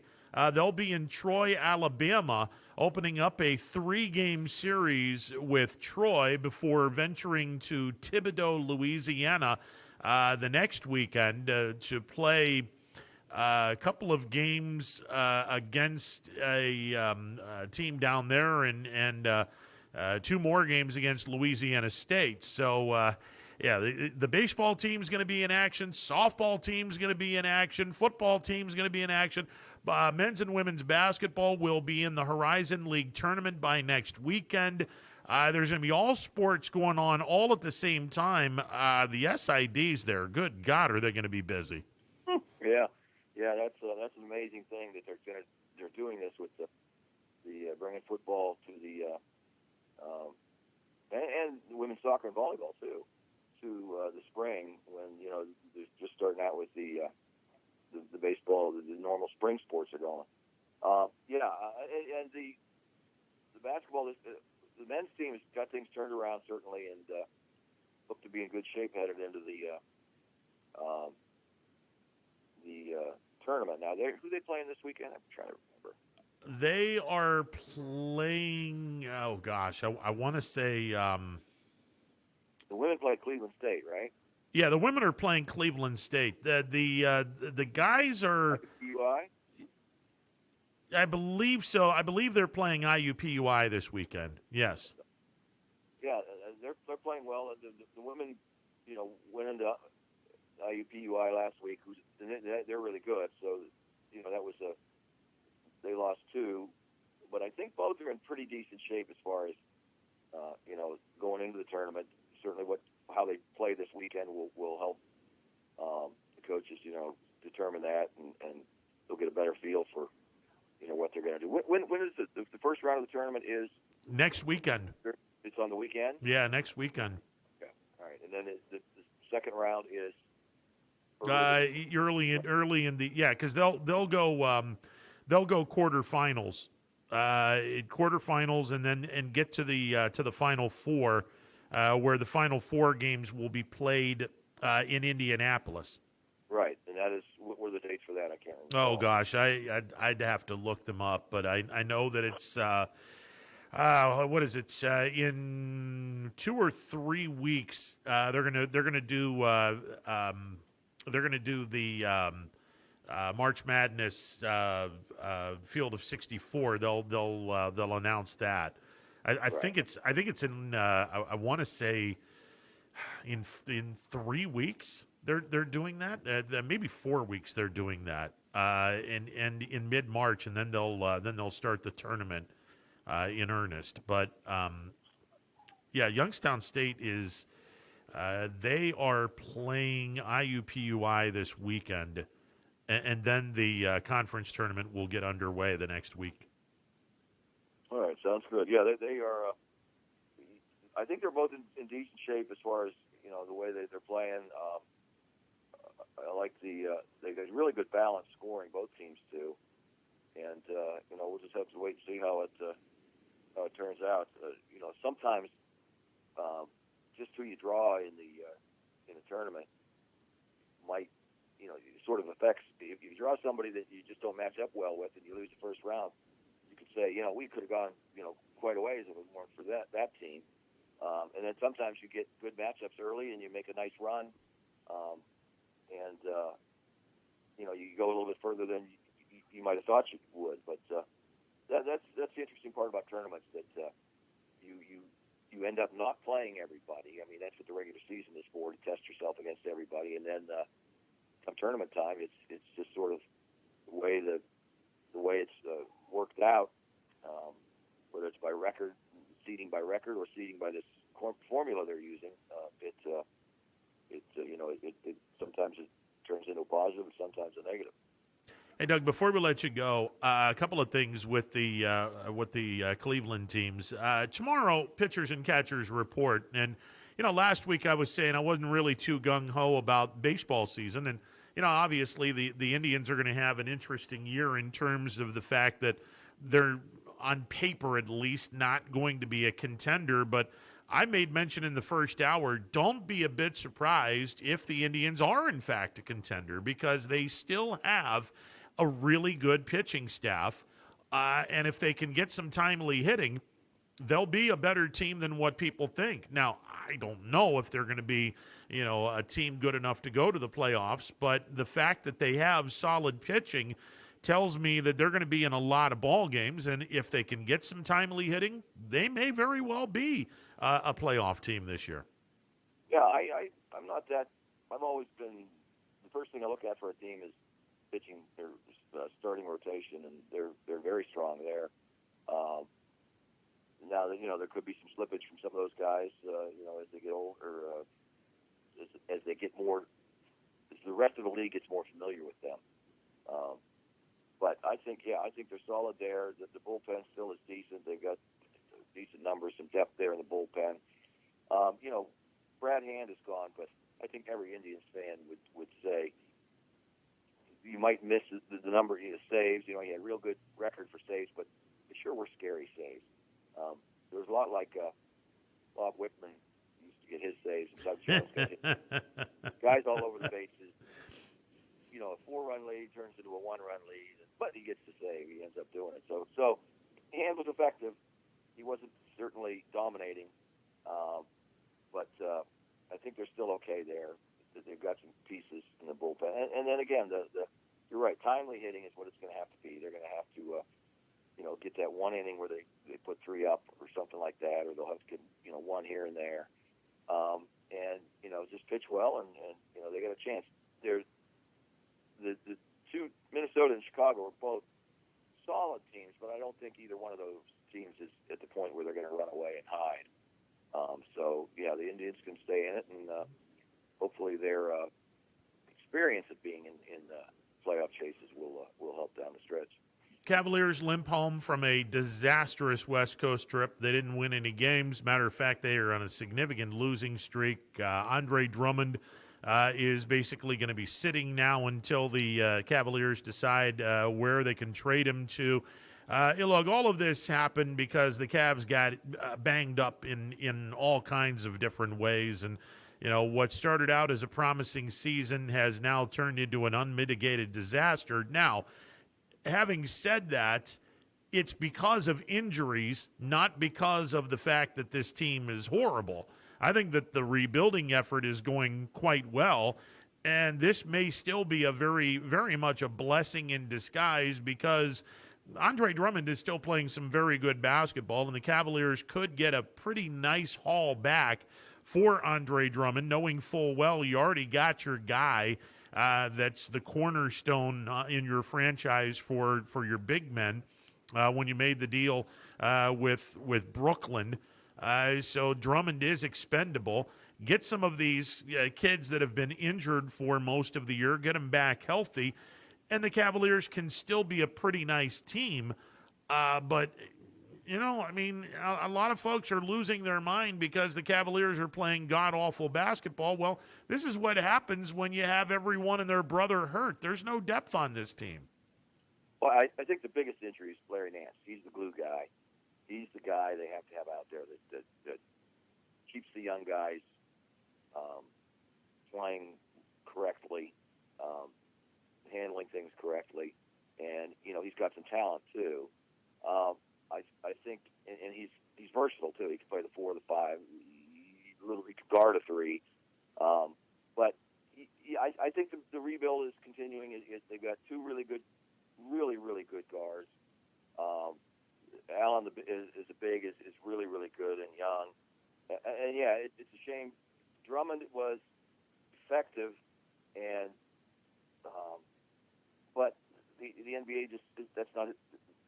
He's a dinosaur. His style of play is a dinosaur, and it's just the league is not that way anymore. I was looking last night at the scores when I was typing them in, and every winning team last night, I think there were 7 or 8 games, scored over 120 points, and every losing team had at least 112, except the Cavs, who had 96, I think. But that's the way it used to be back in the late 60s. I can remember there was a lot of points scored, and it's back that way now. It's a scoring league. It's a running league. Guys like Drummond just aren't. There's no place for them really. You might have one team that does that, 1 or 2 teams that plays that way with a true center, but not very many do. So, yeah, I think if they get a good draft pick or whatever for him, I think that that'll help with the rebuild. They're getting there. They've got some nice pieces, and you're right. Behind the good pieces, they've got what do I call them? Guys that just aren't going to do it. Chetty Osman, I think, is sort of an example of that. He flashes every once in a while, but he just isn't consistently that kind of player. So yeah, there's still some holes to fill in, but you don't really start doing that until you get to the point where you're ready to win, and then you start filling in the pieces with the veterans that you like to have that can help you out in a playoff run. So they got a couple more years before they become a playoff team for sure, and then they can start filling those holes. Well, hopefully they can get something for something tangible for Drummond, because right. I mean, obviously you get someone to protect the rim. That's a very valuable asset to have come playoff time, and Sure. I think that there is someone that's going to give the the Cavaliers some talent back, and we'll certainly see what happens. Yeah, that's hopefully. And as we get closer to the playoff team, as teams, realize, hey, we're a playoff team, we need a big, that will increase what they might get for him. Yeah, it'll be interesting to see what happens. Cavs are off till Friday. They were supposed to play San Antonio tonight. San Antonio down with COVID issues, so yeah, is what it is. Hey, Doug, always a pleasure, sir. All right, take care. You got it. Doug Chapin, Tribune Chronicle and Vindicator sports editor, chiming in on the MP Vivo Heating and Air Conditioning hotline. Okay, just 2 games tonight in boys basketball. That's it. The 2 games, Western Reserve is at Springfield. Crestview is at Newton Falls. Those are the 2 games that I know of that are still being played tonight. The rest of those games have been canceled. Due to Mother Nature. And, with what happened last night into this morning, couple that with a lot of schools that were closed today, that tells me that, the only 2 games that are going to be on tap tonight, Crestview at Newton Falls, which I think is kind of interesting because Crestview, yeah, they're in the MVAC gray tier, but a lot of those teams in the gray tier are up in Trumbull County. Crestview in Columbiana County. That's a hell of a haul for Crestview. And the fact that they're going to be able to do that and play a game at Newton Falls tonight, it tells me the roads really aren't in bad shape at all. and that they want this game played. So Crestview will play at Newton Falls, Western Reserve at Springfield. I'll be at Springfield broadcasting that game alongside Larry Scragg. All right, we'll take a timeout. Take your phone calls, 330-886-0813. The MP Vivo Heating and Air Conditioning Hotline open for business. We'll be back in a bit. Stick around. No matter what the weather, be prepared with a reliable, efficient Rude gas furnace or air conditioner from MP Vivo Heating and Air Conditioning. Call your energy-efficient expert, MP Vivo, today for a free estimate. Here at MP Vivo, we rely on Rude, and so should you. Myers Family Insurance knows the importance of a great team. Our team continues to grow to help you with your Medicare and retirement needs. The annual election period is October 15th through December 7th. Now's the time to make sure your plan continues to meet your needs for the upcoming year. Call today. High-res Futurecast shows steady snow for the next few hours. Still just downright cold. It is bitter out there. Strong bands of lake effect snow.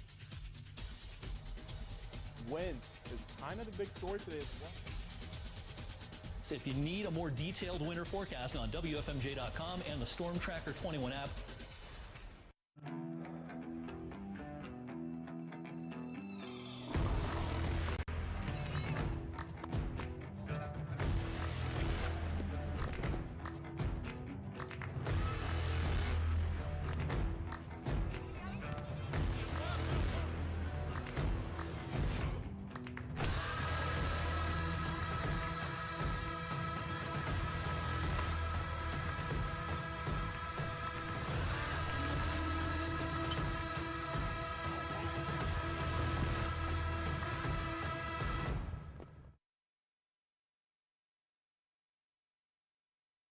I went to Greenwood Chevrolet because I was really interested in looking at the tracks. Because I wanted my dream truck. Because I've been going there for 20 years. I'm really happy that I went to Greenwood Chevrolet. Because they really went the extra mile for me. Now we're going the extra mile for you, only at Greenwood Chevrolet.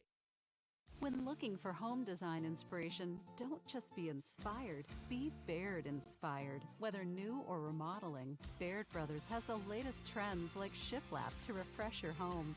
Go from inspiration to installation with our wide selection of in-stock American hardwoods. From the rustic charm of antique oak to the warmth of traditional cherry, Baird Brothers has what you need to make your home inspiring. Baird Brothers, our family's heritage, your family's home. Planning a project around your home or rental property? Trust the electrical service to the local experts with 62 years of serving the Mahoning Valley. Joe Dickey Electric is your local go-to source for responsive, reliable residential electrical work. From everyday maintenance and repairs to new installations, electrical upgrades, and safety inspections, no job is too big or too small. Call Joe Dickey Electric today, 800-549-3976, or visit DickeyElectric.com. That's DickeyElectric.com.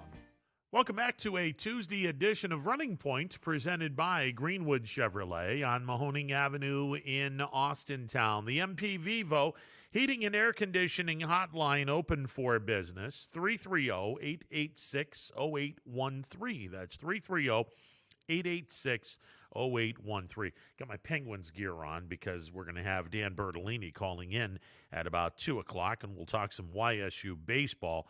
We made mention the YSU baseball team in Troy, Alabama this weekend. We will have games on Friday, Saturday, and Sunday for the YSU baseball team. And then next week, they're going to be in Thibodaux, not Thibodeau, even though there is an H involved in the town. It's Thibodaux, Louisiana, which is about an hour south of Baton Rouge. And YSU will be opening up a series next Friday against Nicholls State. Next Friday afternoon against Nicholls State. And then after the game, they will venture up to Baton Rouge as the Penguins will take on LSU. LSU, one of the elite programs in the not only in the Southeastern Conference, one of the elite college baseball programs. That will be an 8 o'clock start on Friday night. And then next Saturday afternoon, Penguins will continue to play LSU next Saturday afternoon at 3 o'clock at Baton Rouge. And then on Sunday afternoon, a 2 o'clock start against Nicholls State. And then the Penguins return back home, to get ready for their Horizon League opener on March the 5th at Purdue Fort Wayne. So Friday night, it's going to be chilly. I will say this. This coming Friday night, the Penguins will be at Troy, taking on Troy. It's going to be cold, downright cold in Troy, Alabama on Friday night. They are talking about a low on Friday night down in Troy, Alabama. They're talking about a low in the 20s, which is that's not good. People down south don't like the weather below freezing, and right now in Troy it's 29 degrees, and they're supposed to be a low of 26 on Friday. It would not surprise me in any way, shape, or form if the Penguins and Troy played a doubleheader on Saturday. It wouldn't surprise me at all. The game on Saturday is supposed to start at 2 o'clock. It wouldn't surprise me if they sat back and said, you know what, we'll play a doubleheader and we'll start the first game at noon. It wouldn't surprise me because Saturday's forecast is supposed to be reasonably nice. It's supposed to be in the mid 50s on Saturday in Troy, Alabama. The high in Troy on Saturday is supposed to be 56. And then plenty of sunshine on Sunday with a high of 61. So it would not surprise me if they decided to just play a doubleheader on Saturday instead of dealing with playing in a really cold weather for down there on Friday night. Because the high is only supposed to be 46 degrees on Friday. And the low is supposed to be 26. And by the way, the night before, it's supposed to be 60 degrees, but showers and thunderstorms during the day, and then rain showers early with overcast skies late Thursday night, but the low is going to be 35 degrees. So, like I said, it wouldn't surprise me if they decided, hey, we'll just play 2 games on Saturday, 1 game on Sunday, and it might very well work out for the best. We'll catch up with Dan Bertolini, and we'll see what he has to say, and see if there is indications that Troy wants to do that. But that's the weather forecast that they're going to have for this weekend. As of right now, I mean, I'll be honest, I don't trust any weather forecast until a day or so before the forecast actually happens. But we go on with what we have, and that's the forecast for this weekend. Next weekend, it's supposed to be high 60s, low 70s in Louisiana. Yeah, it's supposed to be a high of 71 on next Saturday, and a high of 68 and a low of 51 next Friday. So that'll be pretty nice weather as the Penguins will venture over to Baton Rouge and Thibodaux to play Nicholls State on Friday afternoon. LSU Friday night, LSU Saturday afternoon, and Nicholls State on Sunday afternoon. I think DJ is going to be down making the 2 trips down south this weekend and next weekend. So that'll be a lot of fun. All right, 330-886-0813, the MP Vivo Heating and Air Conditioning Hotline, open for business. We're with you right up until 3 o'clock. We can take your phone calls. Let me just throw this out here. A lot of games canceled today for boys basketball. The only 2 games that are currently set to play basketball tonight, Western Reserve at Springfield, Crestview at Newton Falls. The other games have all been canceled. Let me ask. I mean, this is the last week of the regular season. And, today, unless you're one of the 4 teams that I just mentioned, you're not playing basketball today. So do you try to make up as many games as humanly possible between now and Saturday? And if so, how does this affect the team come tournament time?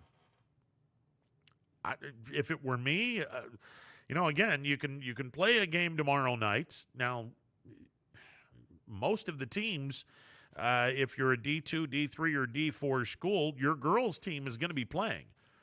So you got to be mindful of the fact that if you do play a game, nobody's going to be able to watch the girls play their tournament game, which, look, I mean, you're not going to be able to go there anyway because, COVID is pretty much shutting down 85% of the arena.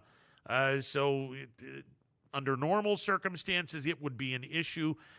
This year, probably not so much. So I would probably play the canceled game tonight, tomorrow. And then I'd still try to get a game in on Friday, try to get a game in on Saturday. And then Sunday and Monday, you're practicing for the upcoming tournament. And normally, I would not do anything on Sunday. Normally, in a regular season, I'm not doing anything on Sunday. I mean, that's a day of rest. But you get closer and closer to the tournament, at the very least, if you want to have a shoot-around on Sunday, and just get everyone ready for the upcoming tournament. And this has been a weird year to begin with. It just has been. If you can go out and you can practice on Sunday, practice on Monday, like I said, if you want to play 3 games, you can play a game on Wednesday, play a game Friday, play a game Saturday, practice on Sunday and Monday. Get ready for the tournament on Tuesday if you're a Division 2, 3, or 4 team. You don't necessarily have to practice on a Sunday if you're D1. Now, the only 3 teams that we have that are D1 programs are Fitch, Boardman, and Harding. And if you look at the schedule, well, Fitch is playing on Wednesday. They're going to be playing at Ashtabula Lakeside. Boardman is not playing, nor is Harding. So, I mean, honestly, you don't necessarily have to have a Sunday practice because you can practice on Monday, you can practice on Tuesday if you're Fitch, and get ready for the game on Wednesday. If you're Boardman and Harding, you're getting ready for your sectional title game on Saturday. So you have the entire next week to get ready for that game. Boardman gets the winner of the Lake Hoover game. Uniontown Lake is the 20 seed. North Canton Hoover is the 12 seed.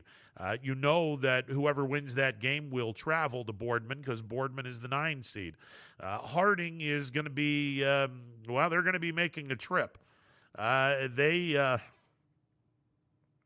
will get, who do they get? They get the winner of Ellett and Jackson. Akron Ellett is the 35 seed. Massillon Jackson is the 3 seed. So, in all likelihood, Harding's going to be traveling to Massillon to take on Massillon Jackson. And like I said, you could play your games Wednesday, Friday, and Saturday, and then spend the entire week getting ready for, and I would assume you'd be getting ready for Massillon Jackson because I sincerely doubt if Massillon Jackson is upset by Akron Ellett. Now, if they are, Harding would be hosting a game on Saturday because Harding has the higher seed. They're the 32nd seed, where Akron Ellett is the 35 seed. But if you're D2, D3, D4, you might have to work out on Sunday, which leads me to an interesting question. Look, now I'm of the age where you didn't do anything on Sunday. You didn't do anything school-related on Sunday. You didn't have a baseball league or a football league or any kind of sporting activities played on Sunday mornings. Because Sunday mornings were, back in the day, Sunday mornings were reserved for people going to church. And after that, after at a certain time, 1 or 2 o'clock in the afternoon, all right, if you want to do something, it's still frowned upon, but if you want to do something, okay, but don't do anything on Sunday morning because, there was a time when everyone had to, or at least respected the fact that, you have church to go to, and you went to a church on Sunday. And if you didn't, well, you respected the fact that a lot of people went to church on Sunday. Not so much today, neither here nor there. I'm not judging anybody. But it is certainly not as prevalent now. And you do see a lot of teams working out. You do see a lot of things happening on a Sunday. Now, again, tournament time, and being that this is a COVID season and that we have had a lot of issues, and some teams have not been able to play a lot of games, especially those in Trumbull County, although there are some teams in Trumbull County that did a really, really nice job of filling out their schedule. I'm going to be real curious. You do have your tournament games, D2, D3, D4, all set up for Tuesday, and I'll be very curious how many teams will be practicing on Sunday. I'll be curious to get ready for the tournaments because, let's be honest. If you're playing a game on Saturday, that would determine whether you're practicing on Sunday. Now, let's assume that these teams that have canceled all of their games, and the only 2 games that are going to be played tonight, Western Reserve at Springfield, Crestview at Newton Falls. We'll have both of the games on the network tonight. Those are the only 2 games that are going to be played tonight in boys basketball. Let's assume that the rest of the games that were scheduled for tonight are going to be made up tomorrow or Thursday, and then you have a Friday game. Now, for those that are not playing on Saturday, you don't have to practice on Sunday. You can schedule a practice on Saturday. You take Sunday off. You practice again on Monday, and then you play your tournament game on Tuesday. But if you're playing, let's say, tomorrow or Thursday, Friday and Saturday, and if you're doing 3 straight games, that's probably not a wise thing to do. Wednesday, Friday, and Saturday, 3 games in 4 days. All right, that's pretty tough as well. But if you're doing Wednesday, Friday, and Saturday, there might be some coaches that are going to say, okay, we got to get ready for this, for this opponent. Even if we have a walkthrough, because you've played 3 games in 4 days, even if we have a walkthrough on Sunday, I would hope that everyone still respects the fact that, okay, you can't do it on a Sunday morning. Don't even try to do that. Let's see if we can do it midday, like about 2 or 3 in the afternoon. And then a normal practice on a Monday and get ready to go on a Tuesday. I would be real uncomfortable to practice on a Sunday. It's just me. And that's, I'm not saying that's the right thing to do. I'm not saying that's the wrong thing to do. For me personally, growing up in an era where we rarely saw any high school or any school-related activities taking place on a Sunday, especially a Sunday morning, I would really shy away from that. I just would. And that's not to say that everyone would be going to church on Sunday, but it's just, like I said, I grew up in an era where you rarely saw any school activities on a Sunday morning. You just did. You rarely saw that on a Sunday morning. All right, 330-886-0813. The MP Vivo Heating and Air Conditioning Hotline open for business. And I got something on social media that just jarred my memory on something that I wanted to talk about. We're going to get Dan Bertolini on at 2 o'clock. But I wanted to bring this up because this is an interesting thing. The Pro Football Hall of Fame had been doing a lot of a lot of veterans committee type of decisions with coaches and whatnot.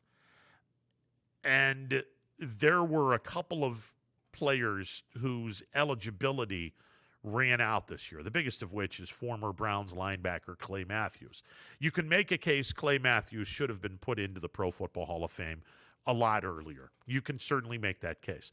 As a matter of fact, there's a lot of guys that are no longer playing football that are going to have to be Veterans Committee type of decisions.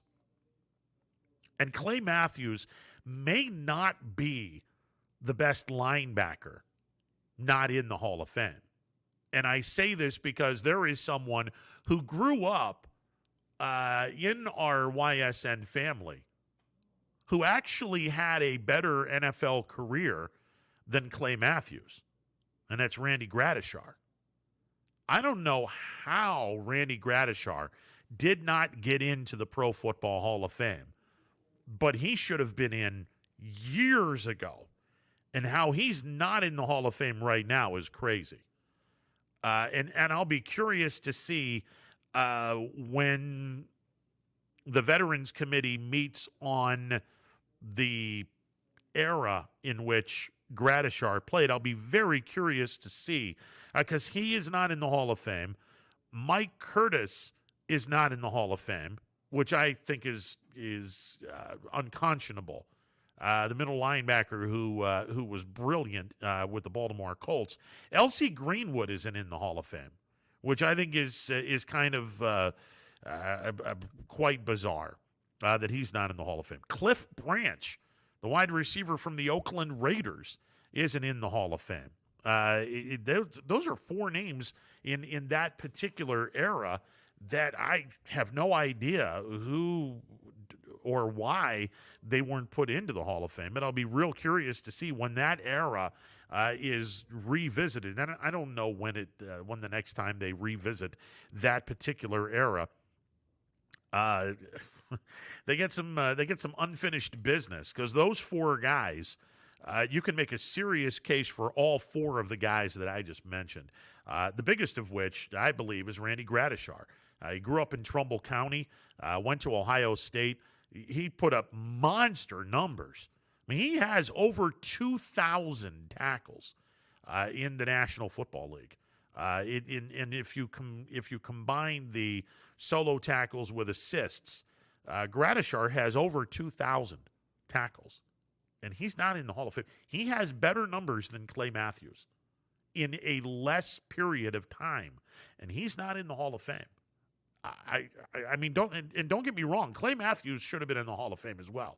It's bogus that they didn't put Clay Matthews in the Hall of Fame, but he is not the best linebacker to not sniff Canton by a long shot.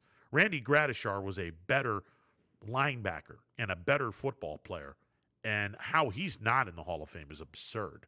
Yeah, absolutely absurd. But that was jarred my memory that I was given that information. There's a bunch of other guys. Roger Craig isn't in the Hall of Fame. How the hell does that happen?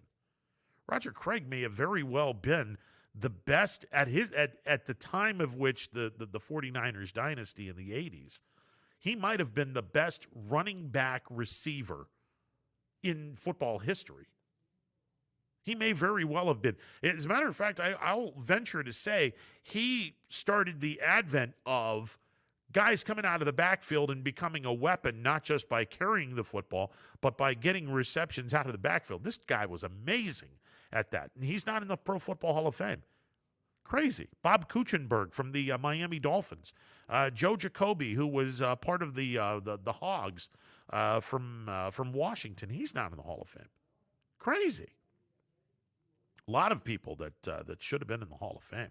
All right, 330-886-0813, the MP Vivo Heating and Air Conditioning Hotline open for business. We're going to take a time out. On the other side, we will hear from the manager, the head coach, the manager, the big cheese, the guy in charge of the Ysu Baseball program.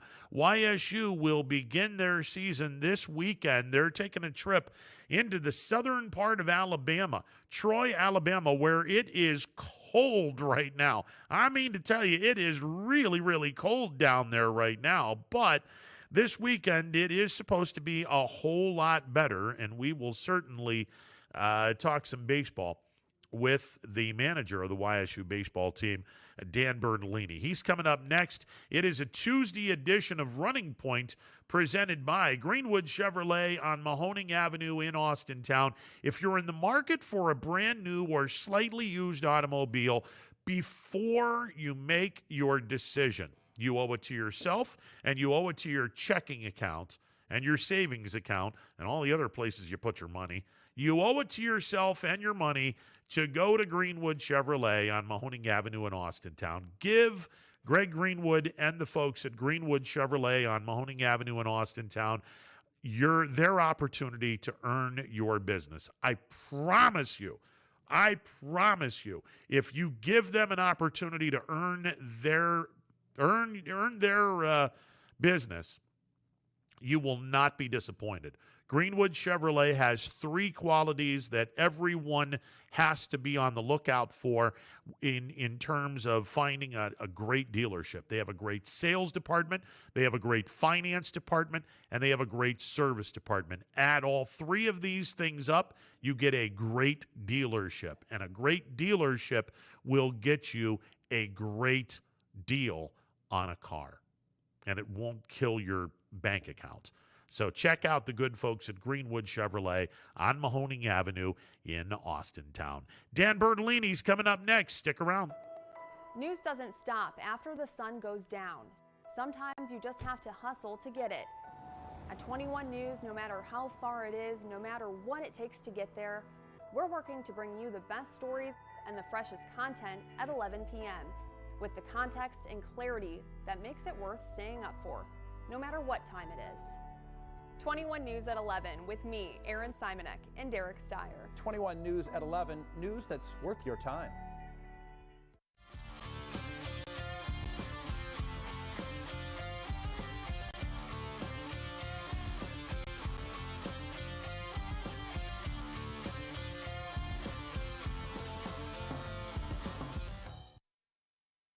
Baird Brothers remains your source for fine hardwood products. For the time being, we're open for customer pickup only on weekdays, 9 a.m. to 4 p.m. and Saturday from 9 a.m. till noon.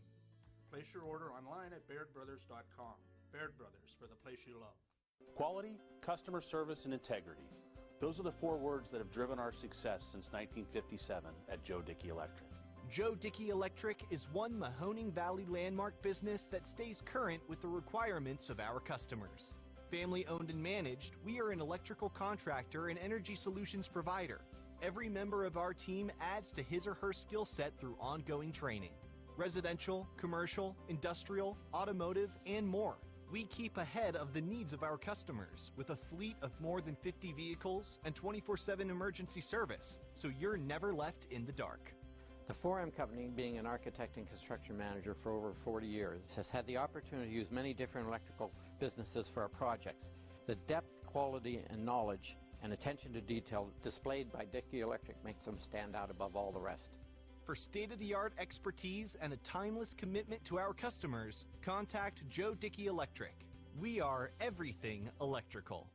I went to Greenwood Chevrolet because I was really interested in looking at the tracks. Because I wanted my dream truck. Because I've been going there for 20 years. I think whenever we go there, whatever car we're looking for, they have tremendous inventory. If you're looking for people who care about you, Greenwood is the place to go. You know, it's like family there. The girls know me in service. It's Miss Kim in the Tahoe. I'm really happy that I went to Greenwood Chevrolet. Because they really went the extra mile for me. Now we're going the extra mile for you, only at Greenwood Chevrolet. Local teams are heating up the hardwoods, and you can keep up with all the action on and off the court with Five Guys Hoop News all season long on 21 Sports. New things happen all day. Some are good, some not so good. In today's complicated world, while you're busy working, playing, and living life, we're busy helping you make sense of the day's news. And there's only one place where it comes together with clarity, context, and accountability. It's 21 News at 6 with me, Madison Tromler, and Derek Steyer. 21 News at 6. It's what the day's news really means to you. Welcome home. to a home made homier with Baird Brothers Fine Hardwoods. Inspiration starts at BairdBrothers.com and is turned into reality when high-quality hardwoods are delivered right to your home. Baird Brothers has the latest design trends, shiplap and skinny lap interior siding, antique oak rustic flooring, and, well, you'll find them all at BairdBrothers.com. Ordered easily, delivered conveniently, enjoyed comfortably. BairdBrothers.com. WRS Wealth Advisors, the area's premier wealth and retirement specialists. Located on South Avenue in Boardman. Hi, this is Jim Myers with Myers Family Insurance, your local Medicare and retirement resource. We're excited to have sports back. Whether you're on the field or cheering from the stands, sports unifies communities and brings hope for the future. We're all one team working together. At Myers Family Insurance, we know the importance of a great team. Our team continues to grow to help you with your Medicare and retirement needs. The annual election period is October 15th through December 7th. Now's the time to make sure your plan continues to meet your needs for the upcoming year. Call today. Hi, I'm Colin Chupa. And I'm Kelsey Clem from K-Squared Marketing. Our boutique marketing firm specializes in media planning and buying, public relations, event marketing strategies, and strategic sponsorships. We can integrate our services with your existing game plan, or we can be your entire marketing team. Your goals, our game plan. Let's win together. Call K-Squared Marketing at 330-623-2730 or visit ksquared.marketing to learn more. Welcome back to a Tuesday edition of Running Point presented by Greenwood Chevrolet on Mahoning Avenue in Austintown. There's no sense of doing the split screen because, as you can see, Anthony's not here today.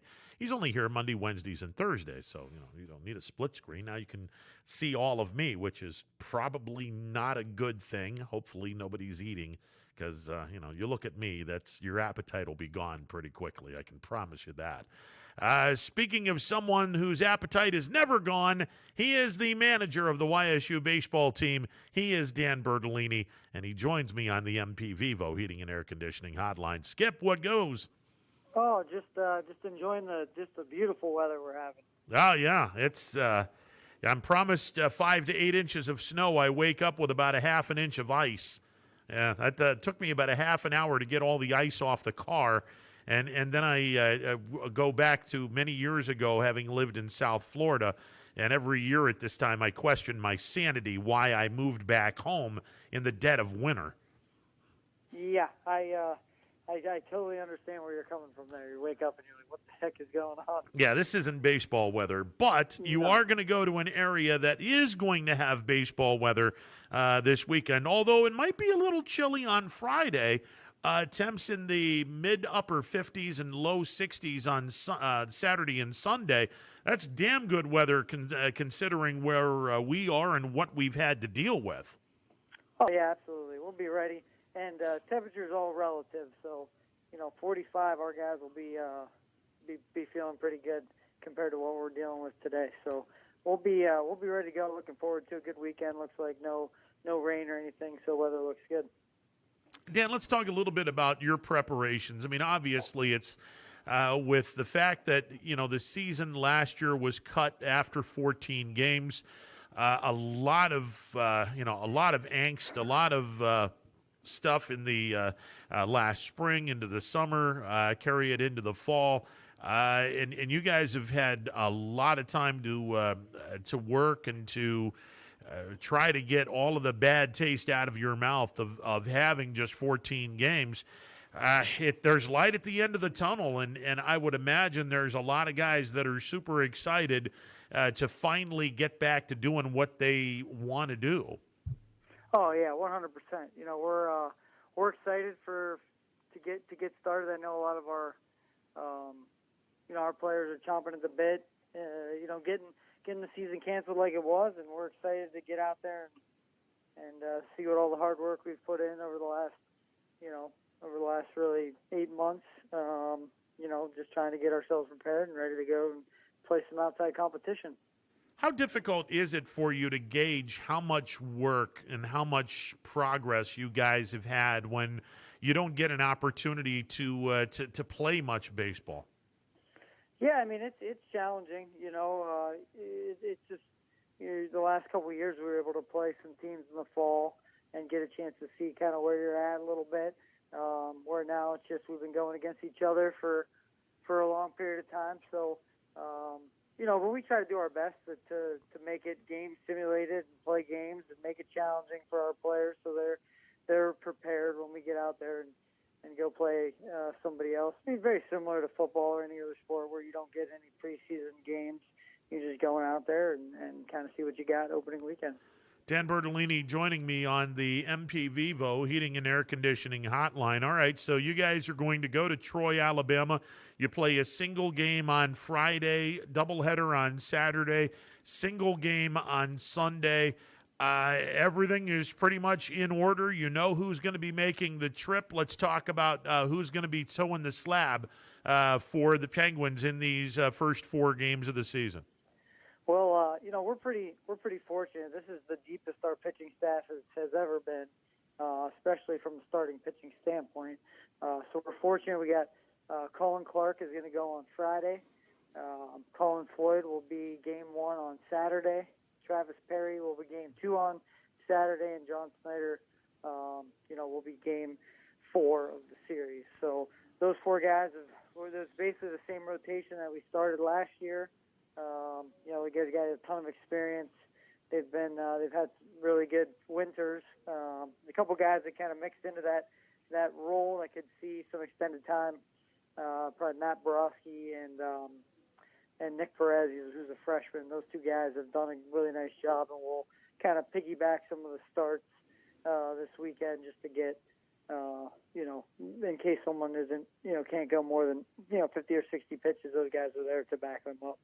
Let's talk about your bullpen in general. I mean, there's a lot of talent on this YSU baseball team. You've mentioned the starters, but the starters it's solid, very experienced. But you got some returning guys, a lot of really quality arms returning in that bullpen of yours. Yeah, this is Coach Davis calls it the law firm. The four guys that have been really our workhorses in the back end of the bullpen. With Gary Clift and Joel Hake, those are 2 guys they put up some phenomenal numbers last spring. Holding guys under a 1 ERA, and then you add in Chad Coles and Dalton Eric. Those guys have really done a nice job for us. They pitch in huge innings. So those 4 guys are the most experienced, our veteran bullpen, and then. I think Nate Ball has been a guy. He's a freshman, redshirt freshman that has really done a nice job for us. Left-handed, provides us some left-handed relief out of the bullpen. I can see him mixing into that late game back end area. He's been really strong in the winter. He was probably up to 91, 92 from the left side, and can get some guys out. So hopefully we'll add him in that mix, and we'll be pretty strong on the back end, and then some guys in our bullpen that can add some middle relief with the 2 extra starters, and Andrew Russell, Kenny Missick, those guys are going to kind of mix in that middle relief area. Dan, how do you get everybody to be fresh? I mean, you're going to have 4 games right out of the chute, and I would imagine that everyone that's going to be making the trip this weekend, unless they're banged up, I would imagine that everyone gets a little bit of playing time this weekend. Yeah, I mean, you're trying to do your best to win. You're gonna try to put guys in the best situation. But yeah, I mean, I would catching is a position that you're not going to probably catch your starting catcher 4 games in a weekend. We'll have to be really strategic with our substitutions. We are deep, and we want to get guys some opportunities to get in there. So. Just trying to schedule things out, figure out when it works, and then really the pitching depends on how they perform. Sometimes if you're early in the weekend, you get pulled early. It puts a lot of pressure on the rest of your staff. It can put pressure on the rest of your starters because sometimes you just have to say you got to go eat one and go throw your 100 pitches no matter kind of what the results are to get us through to the next guy or the next game. In 4 games is challenging, but I think we're good. We're really so good on the mound that hopefully those kind of problems don't happen very often. Dan Bertolini, he's the manager of the Ysu Baseball team. He joins me on the MP Vivo Heating and Air Conditioning Hotline. And as much talent as you have on the mound, you have that and more with your everyday lineup. There's a lot of talent in your everyday lineup, Skip. Yeah, I would agree. I think this is definitely the most versatile our offense has been as far as we have really anyone from top to bottom of our lineup can go ahead and steal a base. They can all bunt. We can move the ball around. We have some guys that can really drive the baseball out of the park. And there's complete buy-in from this group about just trying to do your job, whether it's moving a runner, whether it's getting a bunt down, whether it's hitting a ground ball with runners on second and third and picking up free RBIs, like just trying to score runs in any way we can. And I'm excited to see that next step in the maturity level for our offense. I think the guy that's really was kind of quiet last year that I think could have a breakout year is Blaze Glenn. I mean, he's been one of our best players over the course of his time here. He's been our most productive guy. He's got 20 home runs in his career. He's hit over, I think he had 320 his sophomore year here. Been very productive, lots of RBIs. He got off to a slow start last year, but he's had a tremendous offseason, and I'm looking for him to have a really good year and kind of be that guy to really push our offense over the top. Dan, one of the things that I really love about this team is you have guys that have no problem going up to the plate. They have a plan. They're going to be battling. At the very least, you're going to be seeing a lot of pitches. Guys are going to be fighting off pitches. You have guys that rarely strike out. I mean, you'll get some strikeouts, but you have guys that are not going to be striking out a high percentage of time. They're going to put the ball in play. And that's all you can ask for at this level, because you want to be able to put all the pressure on the opposing defense at this level to make sure that they make plays. So if you're not striking out, you're pretty much doing the best you can to keep the train rolling on offense. Yeah, I mean, the goal for all of our hitters is to have quality at bats, and there's a bunch of different ways to do that. But the easiest way is to hit the ball hard. Anytime you hit the ball hard, that's going to be a quality at bat for us. Move a runner with less than 2 outs. You move some guys around, you get a quality at bat. You get an 8-pitch at bat, that's a quality at bat. You get to a full count after you've had 2 strikes, quality at bat. So there's a lot of ways to continue to have. That's what we're really focused on. Is every time we're up there being a tough out and having quality at bats, not giving any of our at bats away. You only get so many in a year. If you can just find a way to improve on 15, 20, 25 at bats a year, out of your 200, you can find a way to positively impact your batting average, your on base percentage. You're going to help us as a team, and if all of our guys can do that and be about 15 to 20 at bats better than they were the year before, we can be in a really good spot. One of the things that we have certainly talked about in this offseason is the versatility of your everyday players. You have guys that can not only play the infield, but can also play the outfield. And that versatility, it'll be on full display early on in the season as everyone tries to learn their roles, I would imagine. Yeah, I mean, Jeff Whaler's a guy that's going to play a little bit of both. He'll probably play maybe a game in the outfield a weekend and play second base. Blaze Glenn will have some DH and play some third base. Trey Law, Brandon Shaughnessy, those guys are versatile. He can play any of the infield spots. So, yeah, I mean, they're, especially with a limited roster, with smaller travel roster size, you want guys that can play multiple positions. So if we do have to make a change, you got a pinch hit, you got a pinch run, you can put guys in spots and they can move around either in the infield or the outfield. So it gives us some versatility there and some options, to make moves when we need them. And let's break down this outfield, because you got a couple of guys out there that can get after it defensively. I know that Nassaro, the young kid from Hubbard, is quite the gifted center fielder defensively. Oh, Lucas Nassani? Yeah, Nassani. I'm sorry. Yeah, you're right. Yep. He's a champion. He was on the state championship team from Champion. Yeah, I'm 0 for 2 today, Coach. I'll be sitting on the bench here for a while. That's okay. Yeah, I mean, our outfield is as good as any outfield in the Horizon League, and probably any outfield that we're going to play. I mean, Don Bucko is a second center fielder out there. I mean, if we didn't have Luke, Don would be our center fielder. He can really play. He's got a rocket arm. So he's a guy that's key to our outfield success. Between him and Luke and Turner Graw. Turner's our fastest player. It's borderline either between him or Phil, but they're extremely fast. They cover a lot of ground. That's a no-fly zone out there. The ball does not drop. They go and make plays. Lucas is by far one of the best center fielders I've seen. He will be, I think, the best defensive center fielder in the league. I just like watching those guys take batting practice in the outfield. I just like the way that they track fly balls. And they didn't get like that because they're gifted, but they get like that because they work. They work tirelessly in practice about, their footwork, their jump, their first step.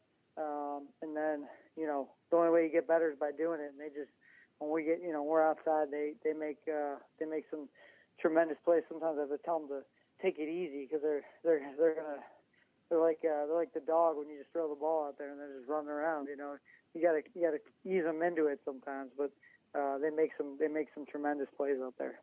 Well, obviously, I mean, you got to have a solid defensive center fielder, and you got jackrabbits out there that can get after it, and you got some young kids that are going to be looking for some playing time, and I would imagine some of those young kids once they start getting their feet wet, they're going to be taking a cue from the starters. And trying really hard to get after it on defense like the starters are. Yeah. I mean, I think we're deep in the outfield. I mean, Blake Benio's a guy that is a really plus defender who can play all three outfield spots. We have Andre Good, who will get some opportunities out there. He had probably the best opening game of your entire college career that you could have. Hit 2 home runs. First pitch you ever saw, he hit a home run in Houston, then hit the go-ahead home run again, game-winning home run against Houston. So he's going to get some opportunities out there. I think Chase Franken at some point will get some opportunities to kind of work out there. I think he's got some speed and some ability. So it's just been tough. We haven't been outside. Really. I mean, like with actual off-the-bat fly balls. So that's always the toughest part for our outfielders is that you're going to go into game one and you haven't seen a ball off the bat in the outfield. So I know Eric Smith does his best to get our outfielders prepared with the drawer, but that's probably the biggest adjustment is going from, inside and doing some tennis ball and footwork drills to going out and being full go in the game. Is that the biggest in terms of everything in the game of baseball? Put everything into its context. When you go outside, is that the biggest adjustment needed? The fact that the outfielders need to know, okay, where am I going once the ball is off a certain part of the bat? Is that the biggest adjustment with everything? Everything, all things being equal in baseball. When you're inside to going outside, is that the biggest adjustment, Skip? Yeah, I would say so. Just spacing and timing and that kind of stuff, because it's and in years past you might be a little bit more concerned, but our outfield's old and veteran, and this isn't their first go around of this, so they've been through this. And then I go back to last year and to 2019 where our outfielders played phenomenally early in the season. We opened up at Mississippi State, and they made 5 or 6 amazing catches diving. So, as much as I think maybe it affects them, it doesn't seem to have that big of an impact on them when they get out there. So I think if we can get it, we're going to get a good day of practice in at Troy on Thursday night, and that'll give us our first kind of opportunity to kind of see the field and be out on the baseball field and go run around and catch some balls. Let's talk a little bit about your opponent, Troy, coming out of the Sun Belt Conference, if I'm not mistaken. Let's talk a little bit about this team. What is this team all about, Skip? Well, they've had a lot of success in the past. They've been a good program. I think they got picked second or third in their side of the Sun Belt. They've had some really good pitching. Their Friday night guy got drafted pretty early in the draft last year. So they're going to bring back, 3 guys that started games for them last year. They got a freshman. They have a ton of freshmen on their roster this year. They got some power. They got 2 guys that were preseason top 20 players at their position. Their shortstop is Frederick. He's a really good player. Hit .409 last year. He's got some pop. And their catcher is Bartolero. He was a preseason. I think he was picked 3rd team preseason All-American by D1 Baseball. So they're going to have a solid core behind the plate, and that's really where you start, up the middle of the field. So they'll be well coached. They'll be talented. It'll be a great challenge for us. They have some power. They hit a lot of home runs. I think the ball flies a little bit down there in Troy. So we're looking forward to for that opportunity. Looks like they've, as a group, they hit. It's going to be kind of our strength versus their strength. They hit pretty well against left-handed pitching last year. So we'll have to see who kind of plays out in that situation. But good program, and looking forward to getting out and getting to compete against them. One of the things I love about Youngstown State and what you guys have done in the last few years as far as scheduling goes, it's easy to sit back and say, okay, we're going to have a game against an elite team in the Southeastern Conference. And, a couple of years ago was Mississippi State. This year it's going to be Louisiana State University. But you guys are also there to challenge mid-major schools that are on the cusp of being a top 64 or a super regional caliber baseball team. And it's those games that I think you get a much bigger gauge on where Youngstown State is when you're taking on the Troys of the world, the Nichols States of the world. Last year, the College of Charleston was one of those schools that I thought was a brilliant decision by Youngstown State scheduling them, because like Youngstown State, mid-major, and they're on the cusp of being a top 64, a possible super regional caliber team if everything falls into play. So I think the first 2 weekends, the fact you guys are going to be playing mid-majors, really good mid-majors, in Troy and Nichols State, I think that's going to provide a much bigger gauge on what our team is going to be looking like in comparison to the 2 games you play against LSU. Yeah, I mean, we're trying to prepare ourselves to play in a competitive conference and win a conference championship and hopefully play well in the NCAA tournament. And so everybody that we're going to play, we're there to challenge ourselves and make us better. And as well as, we want to compete against the best teams in the country. And Troy's one of those programs. Baseball is different than any other sport, really. Maybe NCAA college basketball. But for the most part, any team in any conference can find a way to get to Omaha. We've seen it happen with mid-majors with Kent and Stony Brook got to the College World Series. I mean, Coastal Carolina is a non-Power 5 that won a national title. So, there's a lot of schools that are really good at baseball that might not be national brands, but are really good at baseball. So we just try to play. I'll play anyone, anywhere. We are excited to get a chance to play really tough competition, and Troy's one of those teams. And we've really, since I've been here, we've tried to challenge ourselves with Power 5s and really good mid-major programs that do things the right way and give us a look at what we're going to be competing against in the Horizon League. Dan, when are you guys scooting out of town?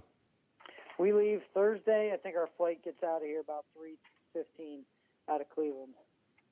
All right, best of luck to you this weekend, and look forward to getting a recap on what happened this weekend when we next meet and talk on Tuesday. That sounds great.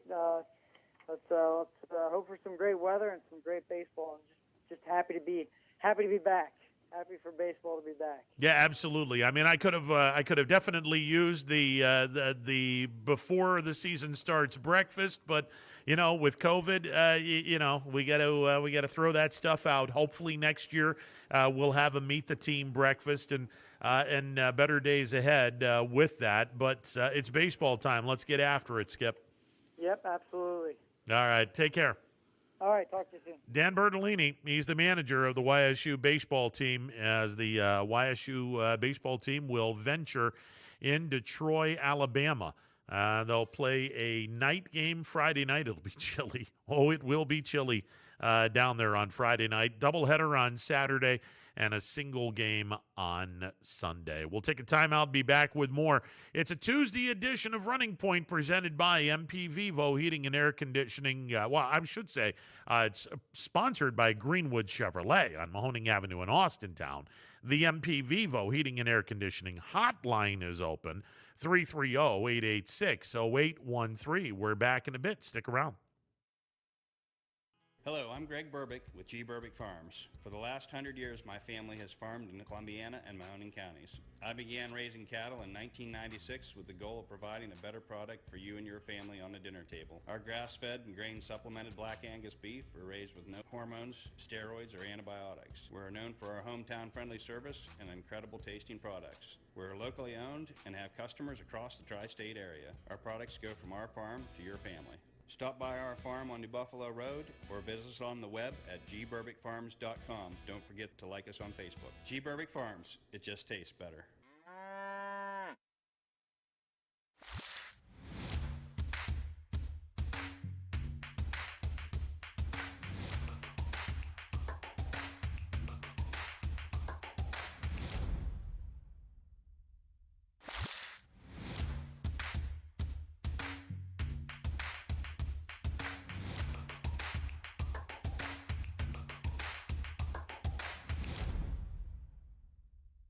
Hi, this is Tommy Clem, owner of WRS Insurance Solutions. WRS Insurance Solutions is a local independent agency that specializes in life, Medicare, long-term care, and disability products. Call us at 330-953-3722 or visit us at wrsinsurancesolutions.com to learn more. Good luck to all the student athletes in the Valley. Right now is a great time to get more for your trade-in at Tri-State Ford and drive home in a new or pre-owned vehicle. Choose from our great selection of new Ford models or pre-owned vehicles. Plus, get the Tri-State Ford Advantage, including a 10-year, 200,000-mile warranty and more. At Tri-State Ford, we'll pay you top dollar for your trade, but you don't have to purchase one of ours to sell us yours. Customer focus, community driven. Tri-State Ford East Liverpool or visit tristateford.net. No matter what the weather, be prepared with a reliable, efficient Rude gas furnace or air conditioner from MP Vivo Heating and Air Conditioning. Call your energy efficient expert MP Vivo today for a free estimate. Here at MP Vivo, we rely on Rude, and so should you. Myers Family Insurance knows the importance of a great team. Our team continues to grow to help you with your Medicare and retirement needs. The annual election period is October 15th through December 7th. Now's the time to make sure your plan continues to meet your needs for the upcoming year. Call today. High-res Futurecast shows steady snow for the next few hours. Still just downright cold. It is bitter out there. Several strong bands of lake effect snow. Winds is kind of the big story today as well. So if you need a more detailed winter forecast on WFMJ.com and the Storm Tracker 21 app.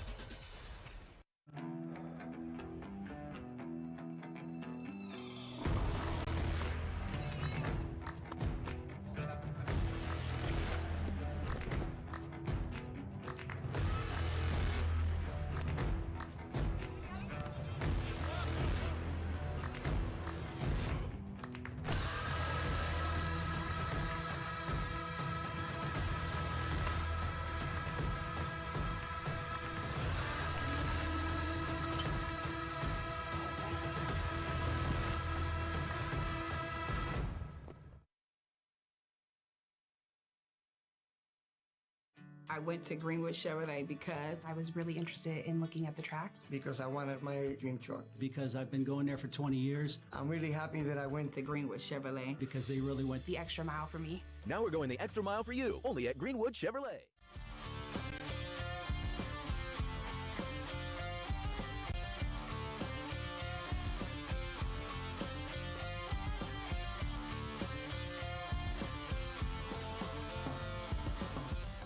When looking for home design inspiration, don't just be inspired, be Baird inspired. Whether new or remodeling, Baird Brothers has the latest trends like shiplap to refresh your home. Go from inspiration to installation with our wide selection of in-stock American hardwoods. From the rustic charm of antique oak to the warmth of traditional cherry, Baird Brothers has what you need to make your home inspiring. Baird Brothers, our family's heritage, your family's home. Welcome back to a Tuesday edition of Running Point presented by Greenwood Chevrolet on Mahoning Avenue in Austintown. The MP Vivo Heating and Air Conditioning Hotline open for business. 330-886-0813. That's 330-886-0813. Two games on the network tonight, along with bowling. We will have bowling from Louisville High School today at 4 o'clock. That will be on the network. And then two basketball games. Both varsity games will begin somewhere around 7 o'clock. Both JV games will start at 5:30. The varsity game is scheduled to begin at 7 o'clock. Crestview is at Newton Falls. Western Reserve is at Springfield. Larry Scragg and I will be in Springfield broadcasting tonight's game between the Springfield Tigers and the Western Reserve Blue Devils for Springfield.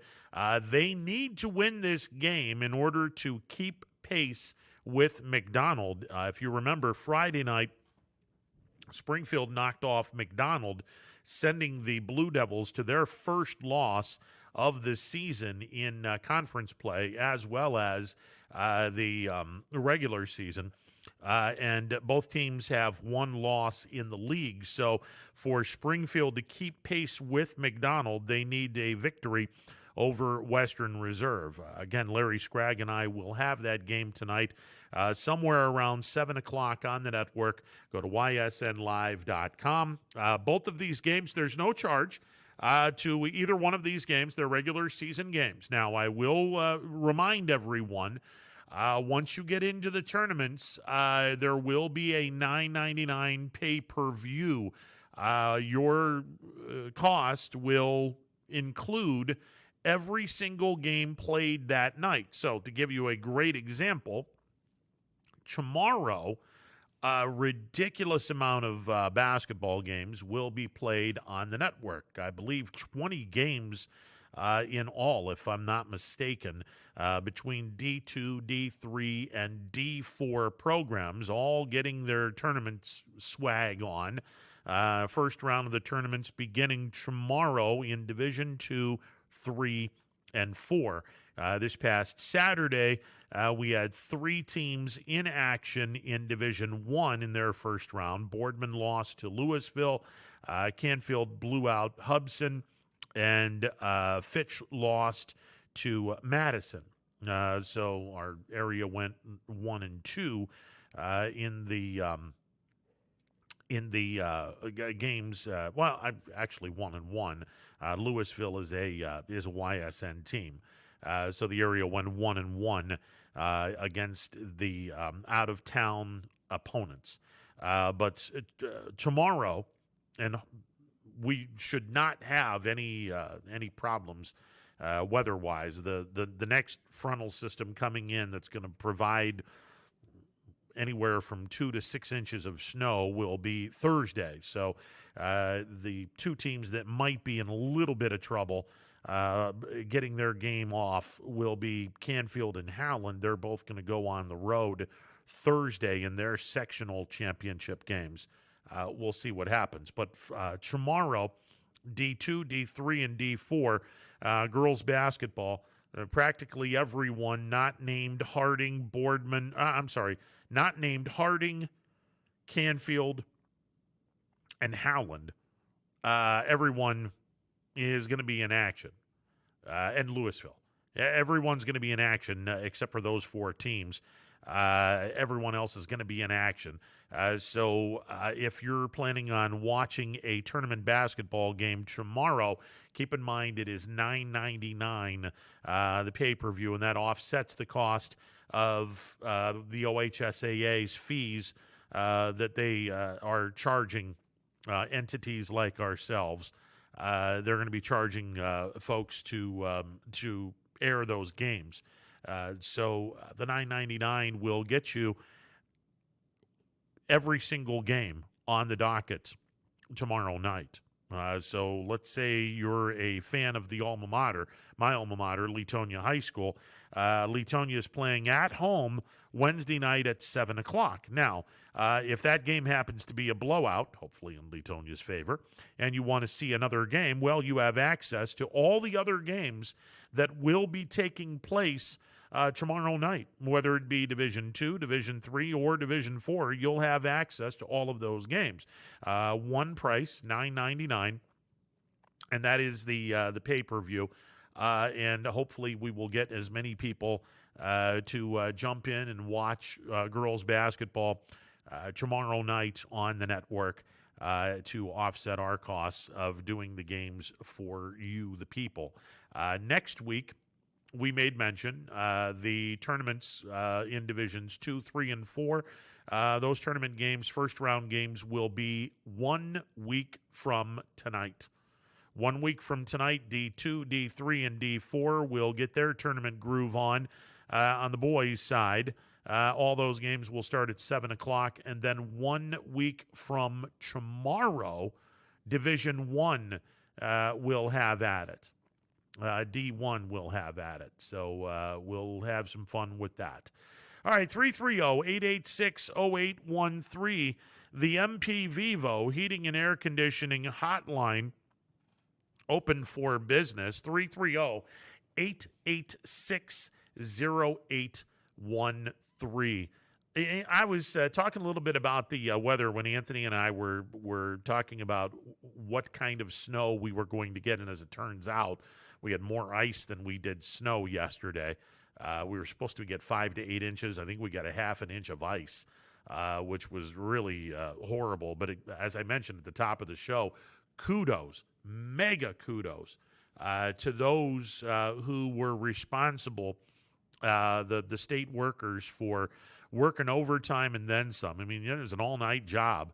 Guys that were plowing the roads, guys that were trying to get the ice off the roads, putting the salt on the roads, making sure that all of the roads were reasonably solid this morning. The commute, again, if you got up really, really early, the commute might have been a little dangerous. I can tell you, I was up and about around 8 o'clock this morning, and 14 and 46 were immaculate. They just were. I anticipated all kinds of problems based on how my car looked, because it took me a half an hour to get the damn ice off of my car. I don't have a garage where I live, or at least my car is not in the garage. So it was just one of those things that it took a while to get that ice off of the car, and I was thinking, oh, crap. I don't even know what I'm looking forward to here, driving to the different areas that I went to this morning, and I can tell you without any hesitation, it was perfect. Just a perfect drive to work, a perfect drive to the other places that I went to this morning. Fantastic job by the snowplows, the guys that made sure the roads were in really good shape. Bravo to you guys. Outstanding job. But, Anthony and I were talking a little bit about, yesterday I was on a radio station in a place that I called home for 6 years in Jackson, Tennessee. Jackson, Tennessee had nearly a foot of snow. And these people aren't used to that. It was 2 degrees this morning in Jackson, Tennessee. You got to understand, very rarely would the weather be below freezing in Jackson. I mean, every once in a while you'd get a cold snap in a streak of a few nights where it would be in the 20s. Very rarely would you have weather well below 20 degrees. Down in Texas, as far deep as Austin, Texas, they had a crap load of snow on the ground, and most of the state doesn't have any power. I mean, it's just amazing what Mother Nature did. The only area that wasn't affected was South Florida. In an area that I called home for a little over a year before I jumped from single A to double A ball. I lived in Vero Beach, Florida. And Vero Beach, Florida, we made mention of this yesterday, about a week span where the temperature would be in the 50s for a high. And it would be in the high 30s, mid 30s for a low. It's 78 degrees right now in Vero Beach, Florida. It's 78 degrees. And it's going to be in the mid 80s tomorrow, Thursday, and Friday. It's going to be in the mid 80s. While we're sitting here with disgusting weather and another frontal system that'll be coming in. And again, I'm not going to buy any more of this. Oh, we're going to get a ridiculous amount of snow. I'm not buying any more of this stuff.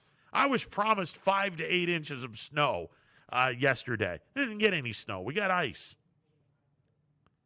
I felt ripped off. I said this yesterday. I was so excited for all of this snow because I'm not lying. I was going to get a toboggan, find the biggest hill, and go down that hill with a toboggan. Yeah, I'm in my mid-50s, but you know what? I would have loved to have grabbed a toboggan, gone downhill, and I'm sure that DJ would have found a camera and filmed this. Now, allegedly, we're supposed to have anywhere from 2 to 6 inches of snow on Thursday, into Thursday night, and into Friday morning.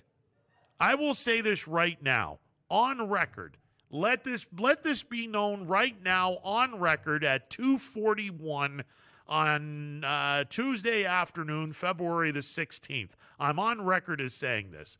If we get 6 inches of snow on Thursday and into Friday, I will grab a toboggan and I will go and get the steepest hill in East Palestine or somewhere around here, and I will toboggan my ass down the hill if we get 6 inches of snow. I would love to do that, by the way.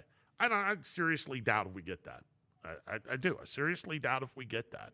But if we do, if we get 6 inches of snow come Friday, I will grab a toboggan, go and find the steepest hill in Palestine or somewhere, and get someone to get a camera. Lord knows we have enough of them here, and film me tobogganing my ass down that steep hill.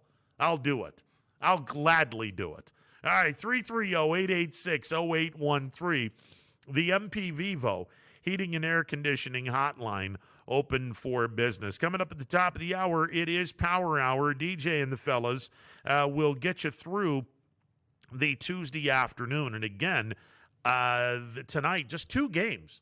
2 high school basketball games tonight, thanks to the ice storm last night.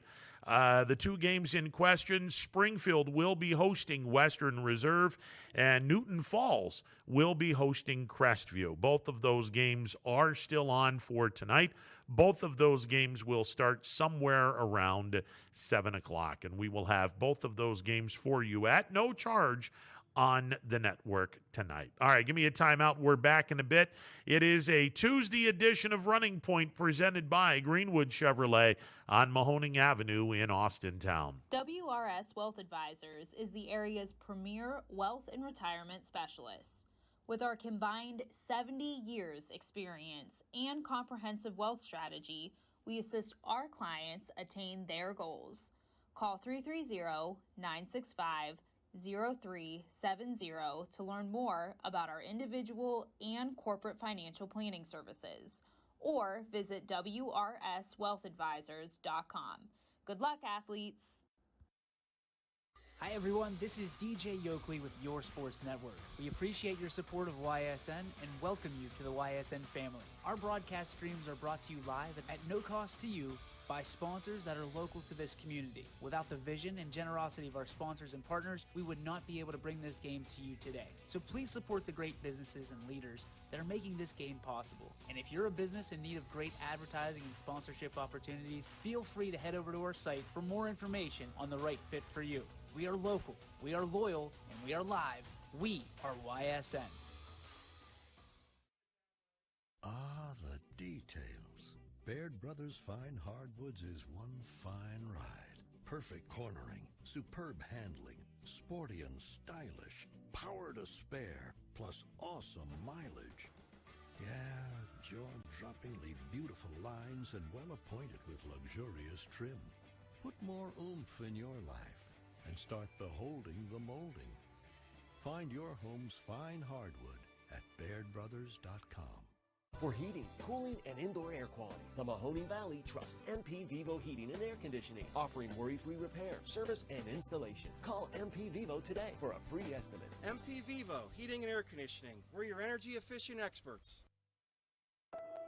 News doesn't stop after the sun goes down. Sometimes you just have to hustle to get it. At 21 News, no matter how far it is, no matter what it takes to get there, we're working to bring you the best stories and the freshest content at 11 p.m. with the context and clarity that makes it worth staying up for, no matter what time it is. 21 News at 11 with me, Aaron Simonek, and Derek Steyer. 21 News at 11, news that's worth your time. Planning a project around your home or rental property? Trust the electrical service to the local experts with 62 years of serving the Mahoning Valley. Joe Dickey Electric is your local go-to source for responsive, reliable residential electrical work. From everyday maintenance and repairs to new installations, electrical upgrades, and safety inspections, no job is too big or too small. Call Joe Dickey Electric today, 800-549-3976, or visit DickeyElectric.com. That's DickeyElectric.com. Welcome back to a Tuesday edition of Running Point presented by Greenwood Chevrolet on Mahoning Avenue in Austintown. If you're in the market for a brand new or slightly used automobile, SUV, truck, whatever, check out the good folks at Greenwood Chevrolet on Mahoning Avenue in Austintown. We have said this so often. The great thing about dealerships, the thing that makes dealerships great, you have to have three things that make the dealership great. Great sales department, service department, finance department. Think about it. If you have a great sales department, you're going to be selling cars out the wazoo. But without a service department and a finance department, there's going to be some people that are going to be like, okay, you got a great sales department, but I'm paying out the wazoo in interest rates, and your guys' service department really isn't servicing my car. I'm going to take my business elsewhere. Well, you're not going to get that at Greenwood Chevrolet because Greenwood Chevrolet has all three of the products that we're looking at. They've got a great sales department. They have got a great finance department. I mean, people that have screwed up credit like yours truly, the divorce does that to you. Trust me. You get a screwed up, credit, but you still want to be able to afford a car, and they can get you into a car, and you don't have to pay out the wazoo for interest rates. And then when you have this car and your car needs serviced, well, they got a great service department. That's why Greenwood Chevrolet on Mahoning Avenue in Austintown is one of the premier Chevy dealerships. It really is. It's one of the reasons, one of the biggest reasons why Greg Greenwood and the folks at Greenwood Chevrolet on Mahoning Avenue in Austintown has so many repeat buyers for what I've just mentioned. So if you are in the market for a brand new or slightly used automobile, before you make your final decision, and it is a big-time decision. I mean, it's probably the second largest financial decision that you will make in your lifetime, other than buying a house or possibly buying a business, like YSN, for example. Greenwood Chevrolet, Mahoning Avenue in Austintown, they will make sure that you are in a really good automobile at a really good price. So check them out. Greenwood Chevrolet, Mahoning Avenue in Austintown. 330-886-0813. The MP Vivo Heating and Air Conditioning Hotline open for business. Wanted to remind everyone, coming up at 12:30 tomorrow, Brian Campbell, he is the head softball coach at YSU. We're going to be previewing the YSU softball season. That's going to be coming up tomorrow afternoon at 12:30. Now, YSU was supposed to start their softball season last weekend. It kind of got all screwed up weather-wise. So they're going to be playing this weekend. They'll be opening up their season this weekend, and the head softball coach at Youngstown State University, Brian Campbell, will be calling in tomorrow to talk about the upcoming Youngstown State University softball season. That will be at 12:30. Coming up at 1 o'clock tomorrow afternoon, we will hear from Brian Tolnar from Mill Creek. We'll talk about what's going on. I talked with him this morning because if you remember, Brian had always said, ice can really play a horrible role in the grass, and it can spread diseases and whatnot in your grass and really make things horrible for the spring season. So I called him up because, we got a half an inch of ice last night. There was at least a half an inch of ice on my car last night, so I was a little concerned. I was quite concerned for Brian Tolnar and the good folks at Mill Creek. So I called him up this morning and I said, "Hey," did this ice really affect you? And he said, "Hell no." He said, "We had snow, so the blanket of snow made sure that the ice would not get into the grass. And then ultimately, when the temperatures get warmer, that ice will melt, and that's going to turn into water into grass. Everyone knows water's great for grass. So they had the insulation of snow underneath the ice. So it didn't harm, or at least we don't believe that it harmed the golf course. So we will catch up with Brian Tolnar. The PGA Tour is going to continue to be out in sunny Southern California as they will get set for the tournament, the Genesis Invitational, which is going to be out in Los Angeles.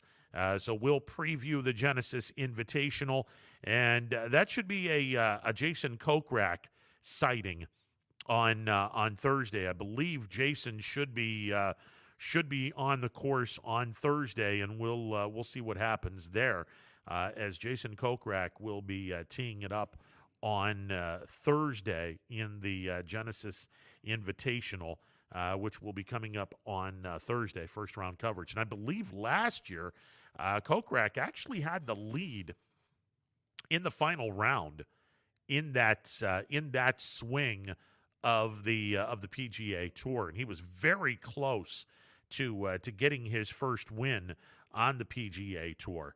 So we'll see what happens, but we'll preview the Genesis Invitational this tomorrow afternoon at 1 o'clock when we have Brian Tolnar on. Rob Schmidt will be calling in at 2 o'clock. YSU will be hosting IUPUI, final two regular season games at Beagley. Penguins are on a 5-game winning streak. Heck, go figure. Quisenberry comes back. Everyone starts playing better basketball.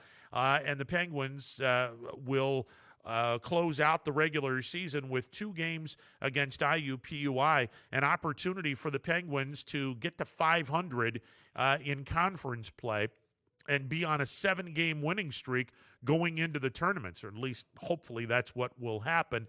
And right now, they're in the very much in contention for the number 4 spot, which would be a bye into the quarterfinals of the Horizon League tournament. So we will most definitely talk about that with Rob Schmidt. That's all coming up tomorrow. Want to thank everyone for tuning in today. We will do it all again tomorrow, noon to 3, Running Point on ysnlive.com. Again, we make everyone aware that there are only 2 games played in high school basketball tonight. Mother Nature did a number on everyone with the exception of the 2 basketball games. Both games will be on the network tonight.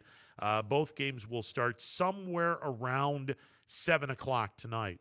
Newton Falls will welcome in Crestview, which I find this really strange and fascinating, that Crestview can go from Columbiana County all the way up into Trumbull County to play Newton Falls. And everyone else is pretty much canceled except for the other game, which is Western Reserve taking on Springfield. And again, both of those games will be on the network tonight somewhere around 7 o'clock. The JV game start at 5:30, and you know the drill by now. The JV game, if it goes long, then you know that the varsity game will start somewhere after 7 o'clock. If the JV game is bada bing, bada bang, bada boom, real quick, then you know that the varsity game will start somewhere before 7 o'clock. So I would say start trying to tune in to the games around 10 to 7. So we'll see what transpires there. But again, the 2 games, boys basketball games on the network tonight. I'll be at Springfield. Larry Scragg and myself, we will be broadcasting the Springfield Western Reserve game. Tigers need to win to keep pace with McDonald in the MVAC Scarlet tier. And the other game, a MVAC Gray tier game, Crestview traveling to Newton Falls. Both games starting somewhere around 7 o'clock. All right, that'll do it for the show. We'll tune in tomorrow, noon to 3. Tune in next, coming up in about 5 minutes. We got Power Hour with DJ and the fellas. They'll take you through the 3 o'clock hour. We'll be back tomorrow, noon to 3. Anthony Hardwig and I with the Wednesday edition of Running Point. Have a great rest of the day. Talk to you tonight from Springfield. Springfield Tigers taking on Western Reserve.